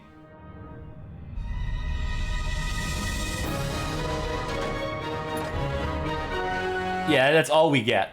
I pressed it twice, which probably fucked up the whole thing. I mean, we're gonna lose this. I mean, that's fine. Four directions. Okay. So you do need to click the place in a specific order. Oh. So pride is the first. Yes. Does pride lead to lust? Oh, I'm not telling you for this failed attempt. I don't know if it's a situation where anything leads to anything. I'm not sure why the answer is what it is. In fact, the answer could be related to that shield. I mean, it definitely is. I just don't know what any of these symbols mean, so it's ultimately lost on me. Which is why I'm gonna just have to tell you what the answer is once after you fail. Fear leads to anger, anger leads to hate, hate leads to suffering, says how do I even exist? Yeah, okay, so you can see the symbols at the top of the screen. So that'd be one way to shortcut it. It's to not even go into the rooms, but just to be able to be like, yeah. Yeah, so like you would write down on a piece of paper or something every symbol. I can say that it's going clockwise, starting from the top. The problem I'm having is just locating the fucking room. Yeah. Well, it ain't Wrath. Like, it's just so hard to navigate because of how badly laid out this is that it just ruins the puzzle.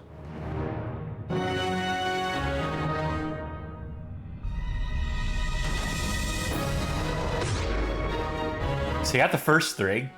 Uh-huh. And then what would be the the female symbol, but you've already lost.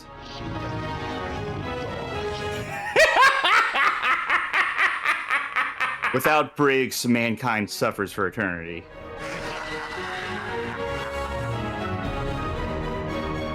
Well, that's unfortunate for mankind, but we were stupid to put our faith in him in the first place, if you ask me. Yeah. Did we ever put our faith in him? No, that's a fair point. Resurrection. Okay, we are gonna get stuck in the cutscene again, but if you want, you can drop another save. Yeah, I'll during do the cutscene, and hopefully it doesn't break. It won't. I'm sure it'll be fine. I would still put it in a fresh slot just to be safe. Well, then what if I want to replay the game, and I have these unorganized save files? Well, you could label it cutscene thingy. Oh, my head. Oh. What the hell am I? You want me to just tell you the order? Yes, and you need to specifically say which rooms to go into, because they're explaining how the puzzle works in chat, and it is not actually timed so much as it is turn-based. So I am going to tell you exactly what it says on the guide.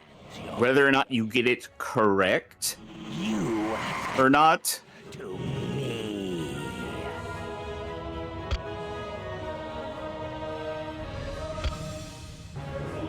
Alright, let's do time puzzle start for realsies. Are you the kind of person who, like me, who saves like files as like final, final 2, final 3? Yeah, if I need to, if need be.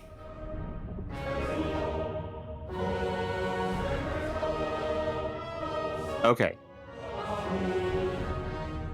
I'm reading it verbatim from the guide. Pride, top right room.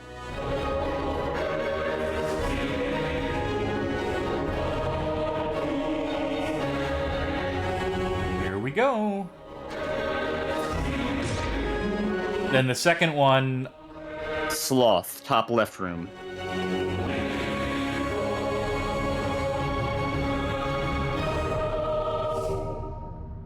Yeah, I mean, these ones I figured out on my own, I think. Just reminding you which direction to go to. Yeah, no, absolutely. It's much appreciated.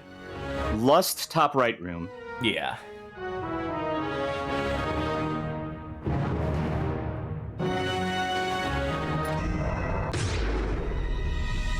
Wow, I'm so smart. I'm so intuitive. Envy, top left room.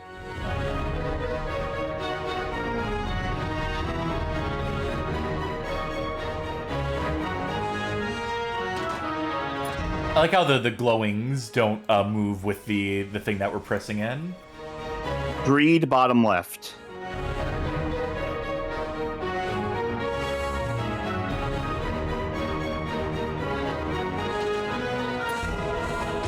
Got it. Gluttony, also bottom left.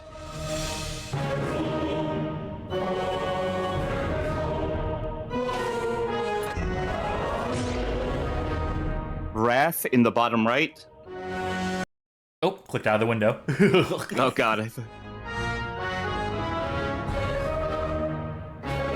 This isn't the last one, is it? 1, 2, 3. Yeah, 7, right? Yeah, it's the last one. Yeah.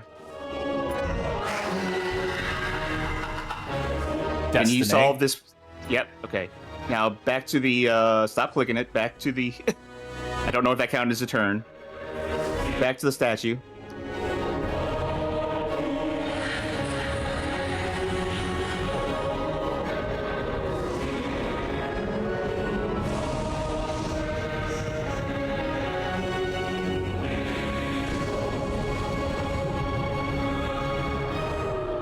I have tunnel vision. I think you can go in.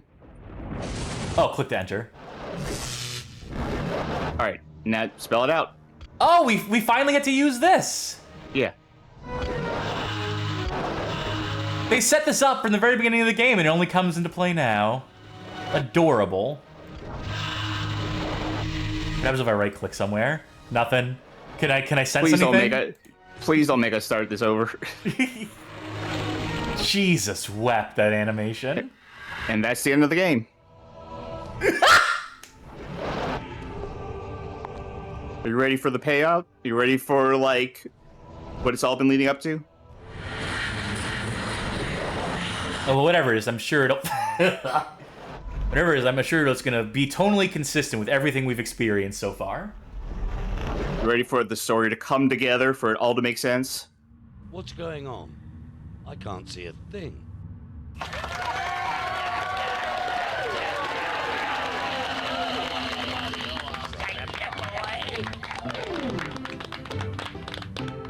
Go on, Rita, baby. Now that sounds really groovy. Boy, howdy. Tell you It what, sure does. I'm gonna shut up now. see brick safe and sound. After all he's been around, and in my view he should be crowned the king of Limbo. Alright, get this guy off the fucking screen. I don't like looking at him. So he's had his downs, he's had his smiles, and he's had his frowns. But I'll still say he should be crowned. Johnny Baggett says this is where the Beatles rock band got the idea for the big musical ending from.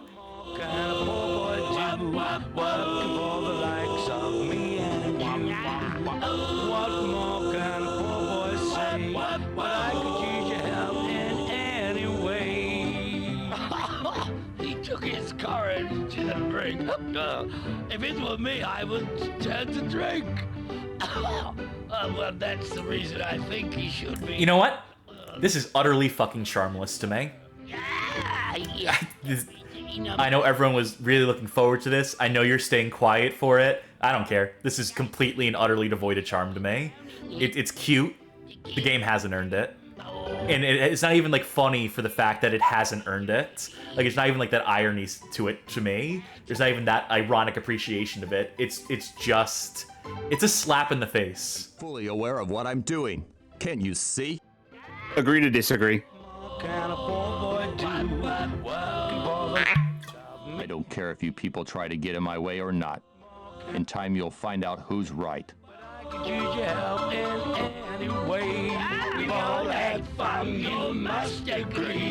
No, we did not. We did not all have fun. I can disagree. Agree to disagree. I'm fully aware of what I'm doing. Can't you see?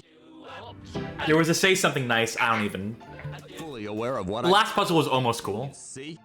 I do think that last puzzle was almost something. Oh, 2 drink ups. Multiple drink ups. Don't mind if I do. I'm gonna polish off this bottle of tequila. Thank you very much. I'm fully aware of what I'm doing. You see?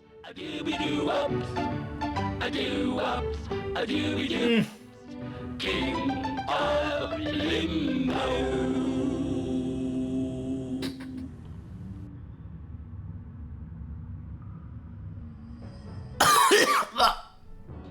That ending is complete disdain for the player, I think. And that's why I like it. I know you said it's not good enough, but nah. Puny mankind. Oh, my dear brother. You are such a poor loser. Okay. Nothing, my brother. I accept. The book. Where is the book? It is where your precious mankind's curiosity might find it. Then let the battle commence. Oh, it already has, dear brother. It already has. Cool lens flare. That's presumptuous. That was definitely going to be about Amelia Earhart, right? God, you would hope, you would wish. There's very little in the way of details on it, but we do know that there was intended to be that squeakquel. There is a bit I will get to as we move into the epilogue section, but Pro Striker 92 saying, "Holy fuck, there's a second game." No, no, there isn't. This came out, and we'll get into it into the conclusion, but no, the world was spared a Limbo of the Lost too.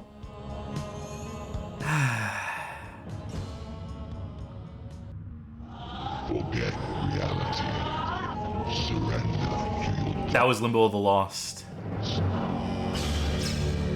We did it. Don't mind if I fucking quit that. And give me a couple seconds to set up here. I'm also gonna share my screen with you. First of all, music. Yeah. First of all, hit my fucking screen.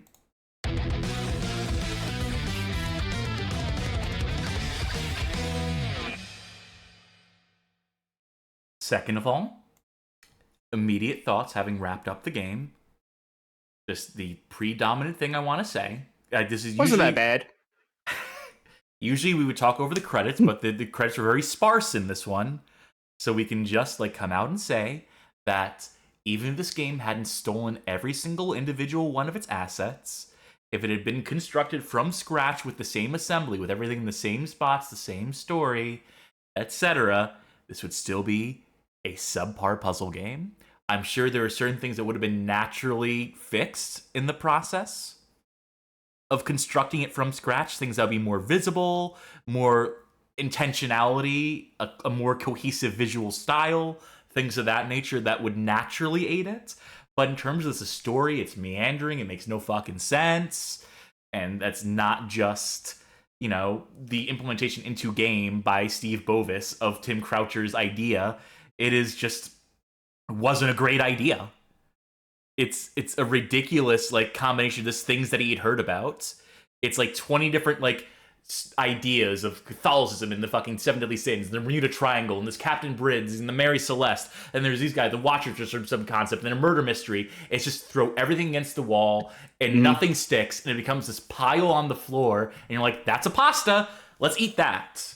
Yeah, there's, I think that was, okay, puzzle design, really bad. But one of the biggest problems was the lack of any sort of cohesion to like a plot line or story. Yes. And like I think you can see kind of where that ending comes from to that in that regard, because once you get to the end, like what is there to wrap up? There was nothing. There was no through line through the story.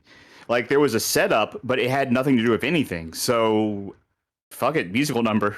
And yeah, like that. Which is usually like musical numbers like are the hack way to end a thing. We don't know how to end a thing. It's like when the sketch comedy show is like, we don't know how to end the sketch, and they just straight up say, we don't know how to end the sketch. Or it's when a kid's movie ends in a song and dance number because they want to send the crowd home happy because they realize that they don't really have like any sort of moral or any other sort of real takeaway. So it's just like, fuck it, song and dance.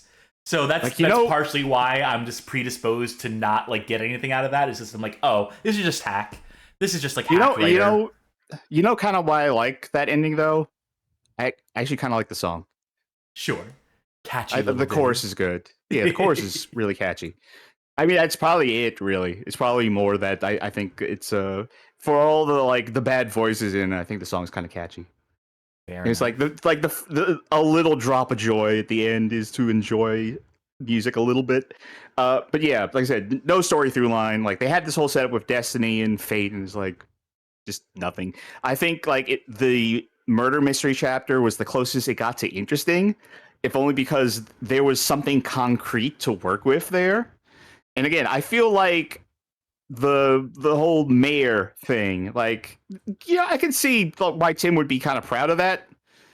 Like, so like, yeah, I got it. Like, this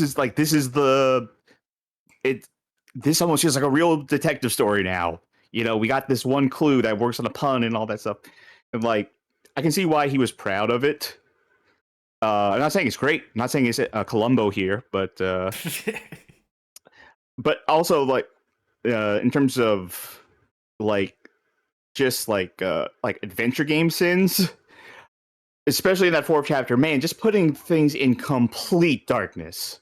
Yeah, you know, we'll get to more of these and the proper epilogue screen, but I think the people have been waiting. I think it is time. I think it's time we really complete this story. I think it's time we really explain what happened. In fact, I will leave this all to you at this point. Are you sure? I mean, feel free to interject at points. Okay. Up until a certain point. I don't mind. Get the ambience kicking in again. Where are we starting? Why don't you start now? Yeah, I'm gonna start. Don't mind me. I'm just getting all my pieces into place. Again, I see. Want to reintroduce De Forte Parte, The Lost, the Johan Martinson's article from Fienden issue 1 of 2 is a Swedish gaming magazine publication that had 2 issues, and this first one here has so many of the details. And again, I have to thank in the chat, it is some random watcher or generic watch. I don't remember their Twitch username, but they're Mr. Topat is what I better know them as. They've been very helpful in the Discord, and they are one of the primary contributors to that Limbo of the Lost wiki. Discovery of this article, which had been buried for years, for over a decade, was dug up by this individual. And I want to shout that out. I want to fully credit people who are able to source these things, who are able to do the deep diving, who are able to like find these obscure magazines and pull from them and translate them for the benefit of the world and post them so people can read them and get these insights.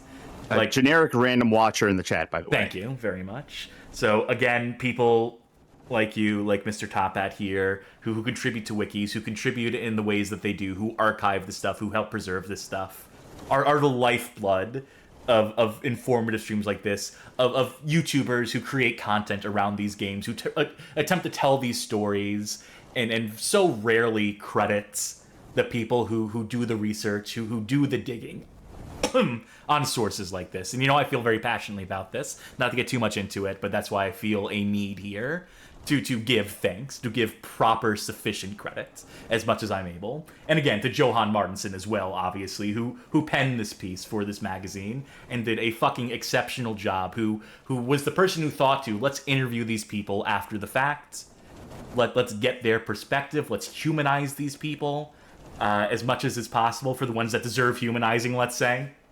Important journalism being done. It's again... it's why games journalism is so important, why it should be taken seriously, because people can bring angles and closure to these stories that for years we would have had no idea. This lingered in obscurity, but hopefully by dredging this back up here and now, this will hopefully bring some closure to folk. Hopefully this will make its way out there, and people will, from here on out, will now know the conclusion to the Limbo of the Lost story. And let's begin.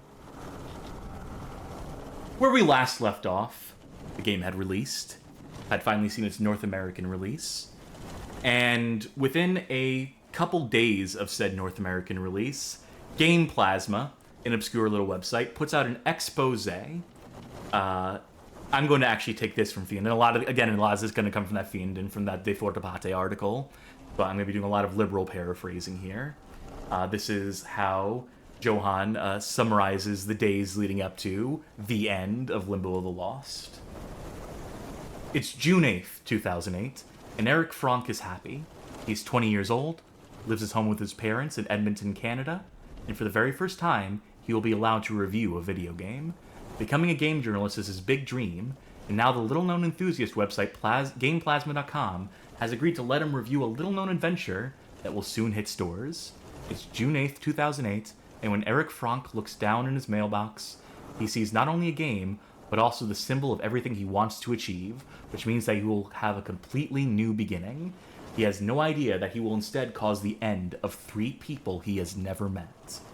But the moment when Limbo of the Lost ends up in Eric Frank's hands is also the moment when the truth, after 19 months of hunting, finally catches up with Steve Bovis.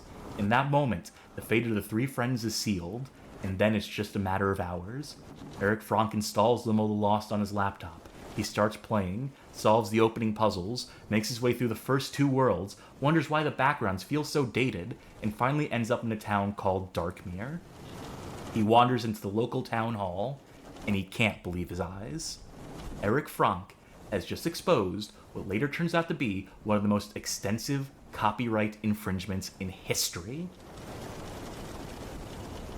Game Plasma's expose, titled Limbo the Lost or Oblivion, is posted on June 10th, 2008. And from there, the floodgates open. The story is picked up on by major press, particularly in the UK, The Register, The Telegraph, people who had been doing flattering stories on these 3 pub mates from Kent, from Maidstone, who had been working on this game, who had been doing pieces, propping them up, are suddenly turning on them. So their local towns, their town papers, and even like, global news in their country is immediately set on crucifying them for this. Of course, here in the States and across the world, sites like GameSpot, Rock Paper Shotgun also pick up on the story, all linking back to Game Plasma, and who had done the research and, do the story that Eric Frank was the whistleblower on this who really got the ball rolling. And from there, like, the egregiousness of it, people from there continue to just, like, find the rest of the sources of plagiarism. Basically, Eric Frank, like, recognized the Oblivion screenshots, and it took other people to sort of... I think it was a NeoGAF thread from that time that ran simultaneously that sort of, like, did the rest of the digging. But ultimately, the point is that within a day of the news breaking globally, Tri-Synergy, who's the game's publisher, stops distributing the game. They immediately go to Kama Sutra. They put out a presser. Following accusations that PC title Limbo the Lost used assets taken from The Elder Scrolls IV Oblivion and Thief Deadly Shadows, among other games, publisher Tri-Synergy has discontinued distribution of the game. The company claims it had no knowledge that developer Majestic Studios reused the level designs artwork without permission. The company claims that it is, quote, shocked by recent screenshot comparisons from gaming communities Game Plasma and NeoGAF that allegedly show Limbo the Lost using level designs and artwork originally from a multitude of other games. Returning into Fienden covers. That was from the Kama Sutra press. This is Returning to Fienden. They had stolen backgrounds from blockbuster games such as Return to Castle Wolfenstein, Painkiller, Enclave, Thief Deadly Shadows, Unreal Tournament 2003, Unreal Tournament 2004, and Vampire the Masquerade Bloodlines. They had stolen menus from World of Warcraft, Diablo 2, The Elder Scrolls 3 Morrowind, Age of Wonders, and Lord of the Rings Battle for Middle-earth. They had stolen from movies like Pirates of the Caribbean, Beetlejuice, and Spawn. They'd stolen from book covers and paper and pencil role-playing games. They'd even stolen the logo of a famous drugstore chain. They'd stolen from giant companies like Electronic Arts, New Line Cinema, and Walt Disney. The whole game was a single monumental fuck you aimed at the very concept of intellectual property. And once every shred of flesh had been torn from the carcass that was Limbo the Lost, once everyone had laughed at how hopelessly obvious the thefts were, at the general worthlessness of the game, and at the utterly silly end sequence posted on YouTube, they went after the men behind the game, the three friends, the Maidstone misdeeds. So, what I'm wondering is, how little did the publisher actually even look at the game they were given? I think I might have mentioned this in the first episode, but like... Yeah, it would have to be a complete lack of due diligence. It would have to be just like taking them at their word and not even investigating the product, not even having their own people test to see if the game ran. Yeah. Or, like if Bovis had just handed them in like a copy of Morrowind, like just straight up Morrowind on disc, like burned to a CDR or something, said, "This is our game," would they have still published it? Go like, "Thanks." Who's to say? I mean, there's no Nintendo Seal quality going on here, that's for sure.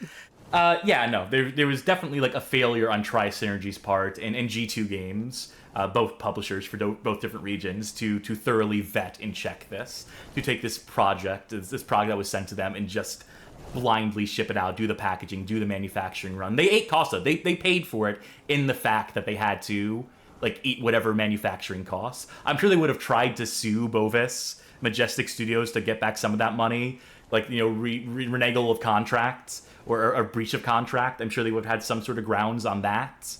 But ultimately, like, yeah, it's still their fault for just not fucking looking into this at all.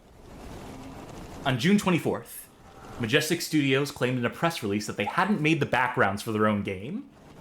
This is a quote from a press statement issued by Steve Bovis to GameSpot. Presumably Steve Bovis. Definitely Steve Bovis. In response to the shocking notification that some alleged unauthorized copyrighted materials submitted by sources external to the development team have been found within the PC game Limbo of the Lost, we, the development team, have given our consent in full cooperation to both publishers who are recalling all units from all territories immediately.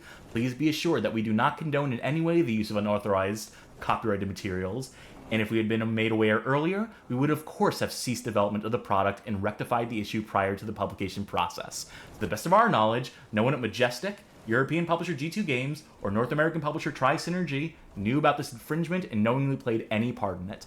We can only apologize to all regarding this issue. As a team, we are shocked and mortified regarding these events, and we continue to work with said publishers in order to rectify the issue.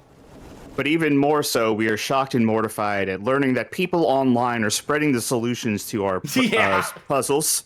Yeah, clearly that's the big bugbear there. Okay, so Steve claims that shocking notification that an external source had some of these backgrounds. One fucking problem, between his years of posting and asking for advice in the Wintermeat forums and going around everywhere and doing like a dozen interviews around the game over the course of decades, Steve Bovis already claimed credit for creating the backgrounds. He documented his process. Here's a forum post where he describes the process of how he captures the backgrounds, which is obviously bullshit, but completely just like, it's on him. It begins and ends with him. There's no getting around it. He listed everyone who worked on the game. There was no outside developer mentioned who was submitting backgrounds. So this is just lying bullshit of the highest degree, of the most egregious caliber after the fact. In a follow-up report that would undoubtedly become their signature story at this point, Game Plasma would confirm that the MPAA, the Motion Picture Association of America, would not be investigating charges against Majestic Studios for their infringements, which is a sure question that a million people have, is like, did people sue? And apparently the answer is no. And here's what the MPAA said. Despite the allegations against Majestic Studios and the possibility of footage being taken from Spawn and various other movies and Limbo of the Lost, the MPAA will not be investigating the matter. According to a source within the MPAA, since the game was pulled from store shelves and is only available on a limited basis, there is no need to pursue the matter any further. So ultimately, what the MPAA decides on, and what I think most rights holders decide on, is this game didn't sell any copies. It's not a significant infringement. It's screenshots, it's clips. It's not worth it for us to pursue this. It's the studio in the UK. If the games were developed outside the UK, having to go through different court systems, it would cost more money to sue these motherfuckers than they could possibly milk out of them. And assuming they had any money at all, which they obviously didn't, because it was 3 dudes who owned like a pub, right? You're not going to get blood from that stone. Ultimately, just a pointless endeavor, and that's how they got away with it. If they got away with it. Of course, if they had put Mario in the game, they would just be like in debtor's prison for the rest of their life. That's one line they didn't think to cross. On July 30th, Tim Croucher and Lawrence Francis announced their departure from Majestic to an obscure. They posted to an obscure domain known as frankieweb.org. There's no archive for this, but there is quotations copied onto the Limbo of the Lost wiki. I'm assuming the work of our friend Mr. Top Hats, and I'm assuming this is sourced like third hand from somewhere. But the quotation, the collaborative message between Tim and Lawrence reads: "Due to the behavior of certain members of the Majestic Studios team," Steve Bovis, Mr. T. Croucher and Mr. L. Francis would like to announce their departure from Majestic Studios and would like it known that they have severed all connection, ties, and links with the remaining members of the Majestic team. Mr. Croucher would like it known that his input responsibility for Limbo of the Lost was research, some vocal acting, and puzzle design. Mr. Francis would like it known that his input responsibility for Limbo of the Lost was original opening theme and intro music, character script writing for Darkmere, puzzle design, and voice acting, particularly that of B.S. Briggs. Neither Mr. Croucher... So we acknowledge that no one is without sin, but... Neither Mr. Croucher nor Mr. Francis had any say or control over graphics, rendering, coding, or game screen design. As far as both Mr. Croucher and Mr. Francis were aware, all submitted material was to be original. Both Mr. Croucher and Mr. Francis adhere to this contractual clause. So that's them bowing out, having distanced themselves from Steve Bovis at this point. And that's really where the story would lie. That's really where it ended. There really wasn't much follow-up between that last bit of news in 2008 and 2011 when, again, Fienden, when Johan Martinson steps onto the scene, emerges. Johan? There's Johan.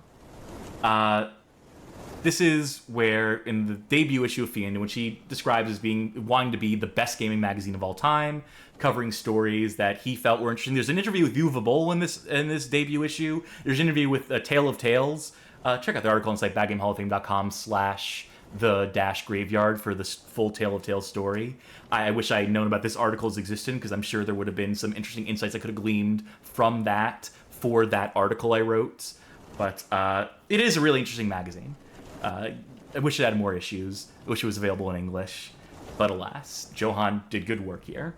And what he wanted to do, the real centerpiece of this issue of Fiendin, of this debut issue, is in tracking down the Majestic Studios team. He talks in the article about how the mystery of it had been like rolling around, spinning around in his head since 2008.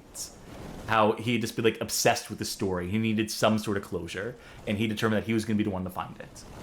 So he begins the process of trying to, effectively dox the 3 members of the Majestic Studios team, trying to figure out where they reside, how to contact them. He tries multiple channels. He pays for like white pages, briefs on them.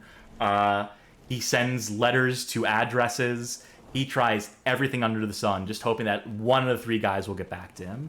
And eventually, Lawrence Francis does. He responds to a bit of snail mail that Johan Martinson sends. And the response that Johan receives reads as follows. Johan, I would be happy to meet with you and discuss my involvement in the development of Limbo the Lost. If you could convince me that this is not just the beginning of another smear campaign. Perhaps the moment has come to tell the story from my perspective and finally clear my name. I have been silent until now, finding no impartial channel through which to speak. Please note, however, that I have had no contact whatsoever with Steve Bovis since the events that took place in June 2008. I can be reached at the above telephone number and or email address. Sincerely, Lawrence Francis.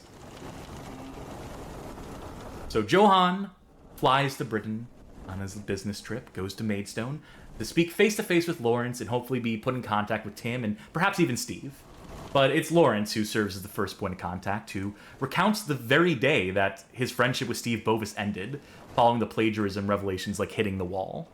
And there's a lot of detail that they go into that Lawrence recounts here. I'm just going to isolate this paragraph here, which is the moment where his friendship ends over the phone. When Lawrence Francis calls Steve Bovis one last time, he knows this is the end. How can you live with yourself, he shouts. You failed me, you failed Tim, you failed your family, you failed every small game developer who hopes to be taken seriously. What you've done is unforgivable. I know, Steve Bovis replied. And those were the last words exchanged between the 2 friends who had known each other for over a decade. Lawrence, having recounted this story, is able to put Johan in touch with Tim Croucher, who he is still in contact with to a minimal extent. They haven't met up in person, but they've at least kept in touch over phone or email, whatever the case may be. But Lawrence is sure to warn Johan that Tim is very sensitive, that he's still completely raw over the events that had transpired in 2008. By measure of Lawrence, speaking to Johan, I don't think Tim ever got over this, Lawrence says, and he hesitates for a second before continuing. I've performed all my life. I've always found myself in the center of attention in some way. Tim hasn't. Limbo the Lost was, for Tim, that big moment in his life when he was finally going to be somebody. He would make everyone proud, himself, his father, everyone. Instead, he was crushed. Really crushed. He lost everything. In the beginning, he kept calling and repeating the same thing over and over. How could he do this to us, Lawrence? Lawrence would reply, Tim, it's over. You have to let it go. You have to move on. But Tim couldn't. And to this day, he only talks about 2 things. Limbo the Lost and Steve Bovis. Here's Tim. And these are the initial impressions of Tim by Johan upon meeting him.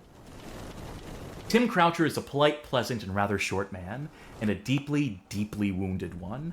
Admittedly, he looks like any carefree, chain-smoking 47-year-old car salesman as he sits in the shadows behind the Style and Winch pub on Union Street in Maidstone. But the fact that he's hurt is so obvious that I feel like I could see the scars with the naked eye if we just moved out into the sun. He got them when his best friend suddenly planted 2 palms in his back and pushed him down an abyss that he still doesn't seem to have climbed out of. And when you hear his story, it's easy to wonder why he wishes he'd never heard of the Mary Celeste, when instead he could have wished he'd never heard of Steve Bovis. He reiterates that he had no idea what Bovis did with the backgrounds. He reiterates that he will not spend the interview badmouthing the one he once called his best friend. And above all, he reiterates, over and over again, that he was the one who came up with the idea for the story in Limbo the Lost. It's as if the most important thing for him is to point out that he really was a part of Majestic Studios, for real. That he really was one of those behind Limbo the Lost. He doesn't worry about people associating him with the world's most mocked game. On the contrary, he worries that everyone will forget to do it. He worries about being, once again, ignored. Not all of his scars come from the day his lifelong dream turned out to be a hoax. Most seem to have happened much earlier. I haven't left anything behind. Lawrence has his family, Steve too, but not me. My mother died when I was 22 years old, and then I had to take care of my father, so I missed a lot of life, girlfriends, all that stuff. Then it was too late. He loses the topic. I'm just a very emotional person. It's not the beer that talks. I just feel very left out. And then he finds it again. And I thought, if I can't leave anything behind in the form of a child, I'll at least try to do it with a game. Johan, at this point, has been given the address for Steve Bovis, still in the Maidstone area. He approaches the house, and this is the moment in which everything is going to culminate. This is where Johan is finally going to meet Steve Bovis, confront this demon face to face, and try to put a human face on him. Quote Fiendin again. I came to Maidstone to make a human out of Steve Bovis. I came here to tear down the players' horrible images of him and to put up mirrors in their place. Say, look here, this is a human being. This is you. This is someone who was driven to do something that anyone else could have done. But in the personal portrait that was slowly filled in during the scorching hot day, I still don't see that human being. I just see something cold and ruthless. I only see the villain of this story. Now I struggle through the closed gate that leads into Bovis's yard. I move my finger to the doorbell. I have an impulse to pull it back, but it's already too late. I've rung Steve Bovis. I hear footsteps. A dark outline is visible in the fogged window that forms the center of the A dark outline is visible in the fogged window that forms the center of the door. My heart is pounding. The door opens, and there stands a round little woman, winking at me in surprise. It is to her credit that I am even here in Maidstone. Her name is Lisa Bovis, once called Lisa Highstead, and she greets with a smile that her husband will be home from work in about 2 hours. Come back then, she says. Do you think he'll want to talk to me? Asks Johan. Yes, I certainly think so. 2 hours later, I'm standing in front of that house again. I walk the same steps, suffer the same agony, ring the same doorbell, and am greeted by the same face. Lisa tells me that Steve had to work overtime, and when she promises that he will call me tomorrow, I can almost feel him standing there listening, hidden in the interior of the brown house. I look at the slightly troubled wife in the doorway and the curious child peeking out from behind her, and I'm sure this is as close to human Steve Bovis as I'll ever get. And that is as close as Johan ever gets. Steve Bovis ducks the interview. He ducks the obligation. He stays out of the spotlight. He's not ready to confront this yet in 2011. Maybe he never will be, is my perspective on it. I think he realizes pretty much which way the wind has blown. Even if he doesn't feel bad about what he's done, I think he knows well enough that he'll be demonized, crucified, that anything that he could say would just renew that vitriol against him. So, you know, the dude has a wife and kid. So, you know, maybe some sympathy for the devil here. Dude made a huge fuck up. It cost him his friendships. Maybe he didn't want to cost him anything else. Johan returns to Tim and Lawrence. Following day. The next day, while I wait for that call never comes, Lawrence and Tim take me out for a drive. We crisscross Maidstone, looking at pubs where Limbo the Lost was planned, houses where Limbo the Lost was developed, and, somewhat unplanned, the flat where Lawrence, quote, first impregnated a Maidstone woman. The two of them haven't seen each other since the day the shit hit the fan. There's just been no reason, they say, and now they're laughing and reminiscing together. They remember the time when they were supposed to be recording voices for the game, and Lawrence was so drunk that he accidentally tore down Steve's curtain instead. And the time where the three of them had a meeting, but started laughing so hard they literally couldn't stand up. And the time Steve had wrestled Lawrence down for fun, causing people to call the police and report an assault. If the world were a more beautiful place, perhaps the central figure in these stories could be here too. But it's getting late. He doesn't call. Maybe he'll never tell you why he did it. Perhaps, like the ill-fated Mary Celeste, he will take his secrets to the grave. Was it laziness? Was he so focused on his schedule that he panicked and violated a contract where he had written himself to meet a deadline that he set himself? Was he just out of his mind? Who knows? Lawrence says, changing the subject. But alas, there is one final present from Steve. Lawrence parks in front of his little house, invites us in for refreshments, and rushes off to dig out something interesting. And after a while, he returns with a large box, filled to the brim with various papers. It contains the old contracts between the three friends, hand-drawn puzzle ideas, and an American copy of Limbo the Lost, the version that was withdrawn after just 2 days and thus sells for huge sums on eBay. He makes it even more unique by signing it, then hands it to me. Consider it your pension, Johan, in case the magazine you write for goes to hell. Then suddenly, he finds the real rarity. The design document for Limbo the Lost 2, the sequel that never got a chance to become reality, the sequel where Steve Bovis would finally do the right thing, the game he wasn't going to steal together. I've never seen that, says Tim, and it feels as if the temperature in the room is dropping. No, I've never spoken to you about this, Lawrence says hesitantly, but Steve didn't want you on the sequel. I see how Croucher collapses, how Bovis, 2 years after they last saw each other, has managed to inflict another wound on him. I see how all those years of fear and being left out, fear of being forced to give up on what he saw as his baby, are coming back to him. And Lawrence tries to laugh it off. Laugh and laugh and laugh. And in that moment, I realize I no longer care much about why Steve Bovis did what he did. I only care about Lawrence Francis and Tim Croucher, the innocent men who suffer the consequences and are still forced to live with them. As they sit before me now, looking like two lost souls forever stuck in the claws of the curse. Stuck in limbo. May I see that? Says Tim, and is handed a bundle of papers. He looks over them for a while, then suddenly stops. Dear God, he says.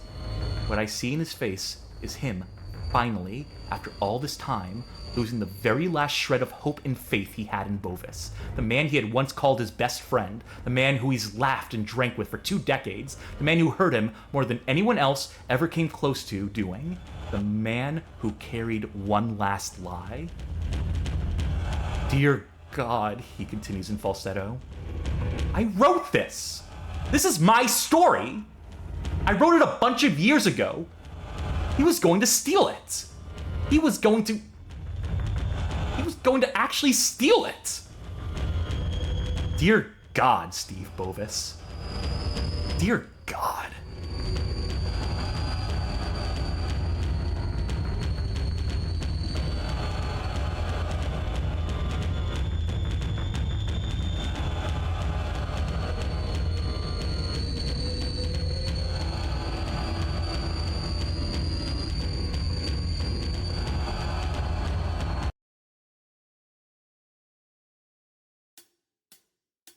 Well, on that cheery note. Yay! Got a little dramatic at the end there, didn't it? You're welcome. Yeah. So, better story than the game, I think. Yeah. See, that's the thing. We suffered through that whole game. It was, a trip. I'm glad I did it. I'm glad it's off the list. I'm glad that we have it in the catalog now. I'm glad I never have to play this again, but for as novel as the plagiarism is, the real angle here, as it so fucking often is the human angle. That's the part that's always going to be compelling to me the most. That account of Tim and Lawrence having their hearts fucking broken, knowing that, like, a real-life friend circle collapsed because of that man and his machinations and his complete careless disregard for decency to his friends, to his so-called friends, for any semblance of guilt or shame over plagiarism, just completely bereft. And again, I did say some sympathy for the devil here. Man had a wife, kids even. Does he deserve to be harassed until the end of time for stealing some fucking video game screenshots? No.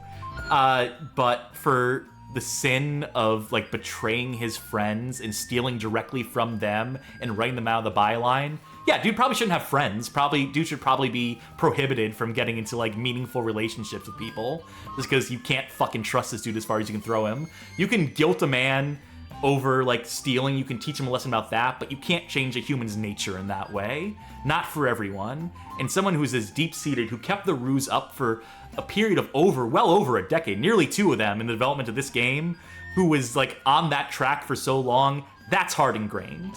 That's just psychology. That is just the measure of a man there. And by that measure, Steve Bovis ain't much of a fucking man in my book. Tim Croucher and Lawrence, I do hope that they have found some sort of solace, that Tim especially has found something to give some meaning to his life. I'm sure that Johan's editorializing and perspective have probably painted a really, like, pitiful picture of this man. People exist in multitudes. I'm sure that between all the, you know, talking about like how this man is pathetic and scarred and whatnot, I'm sure the dude still manages to find some amount of happiness in his day-to-day life. God, I hope so. But, you know, it is a shocking, and it is a very important reminder that whenever we shit on these games, these bad games, and, you know, as deserved as can be, and in cases like this where it really was crafted with like the worst of intentions by Steve Bovis, that there are still people behind it who are ignorant to these things, that are just doing the best they can, who have aspirations, who have hopes, who have visions for these things. And it's a shame to see Limbo the Lost turn out the way it did, because clearly Tim, for him, it was a passion project. This was a story that he feels really deeply about, that he could turn into a book if he so chose to. And maybe he will one day. I don't know if I'd read it. I don't know if it'd be a very good book, but at least let the man have that. At least let the man, you know, express himself as he sees fit. At least let him leave a legacy on his own terms, whether that's through games or writing or whatever else. I think everyone is entitled to that to a certain extent. As far as the game, it is what it is. We played it. We stumbled our way through it. I can't recommend playing it for yourself at this stage of the game. Live vicariously through our playthrough. Definitely don't pay exorbitant fees for physical copies of it. That's just a fool's errand. You know, Value's not going to appreciate on that shit, I can tell you that much. It's stupid to try and collect these things, these tchotchkes, these physical medias, WADA grading, all that dog shit. Unless you're really passionate, unless this is a game that you feel like really strongly about, and you're invested in this narrative that we just laid out, the story of these developers, maybe that's something that might inspire you to like take up collecting this game, to become a preservationist of it in that regard. And if that's your modus operandi, then God bless you. To each their own. But for me, I think I've hung up my hat on this. Maybe if we do an article, I see some people in the chat being like, please write an article for the site about this game. Then, you know, maybe one day I'll revisit it and recap what I've already told through the narration bits, through the intro and the conclusion, and I'll piece it all together there. But that would require replaying the game, and I'm not sure if I ever want to do that ever again. Would it require that? We have a full playthrough that you can go back and just watch. Yeah, but I need to like get like clips from it. I need to get like isolated audio, all that shit that I do for the articles. Oh, hold on. You can at least do it with the benefit of a guide by your side. Generic Random Watcher has one more thing for us. Very good reading. One last thing before we leave off. There is a thing I posted in the Discord server. I'll post a link to the Discord server if you don't mind, Charky. A hypothetical monologue from Briggs in the last chapter. You may want to read it here. Hypothetical monologue. Hypothetical as in you wrote it, or? Yeah. I'll do you this favor if this is something that you wrote. I'll close on this. And then we'll sign off for the night. I'll set up a raid too in advance.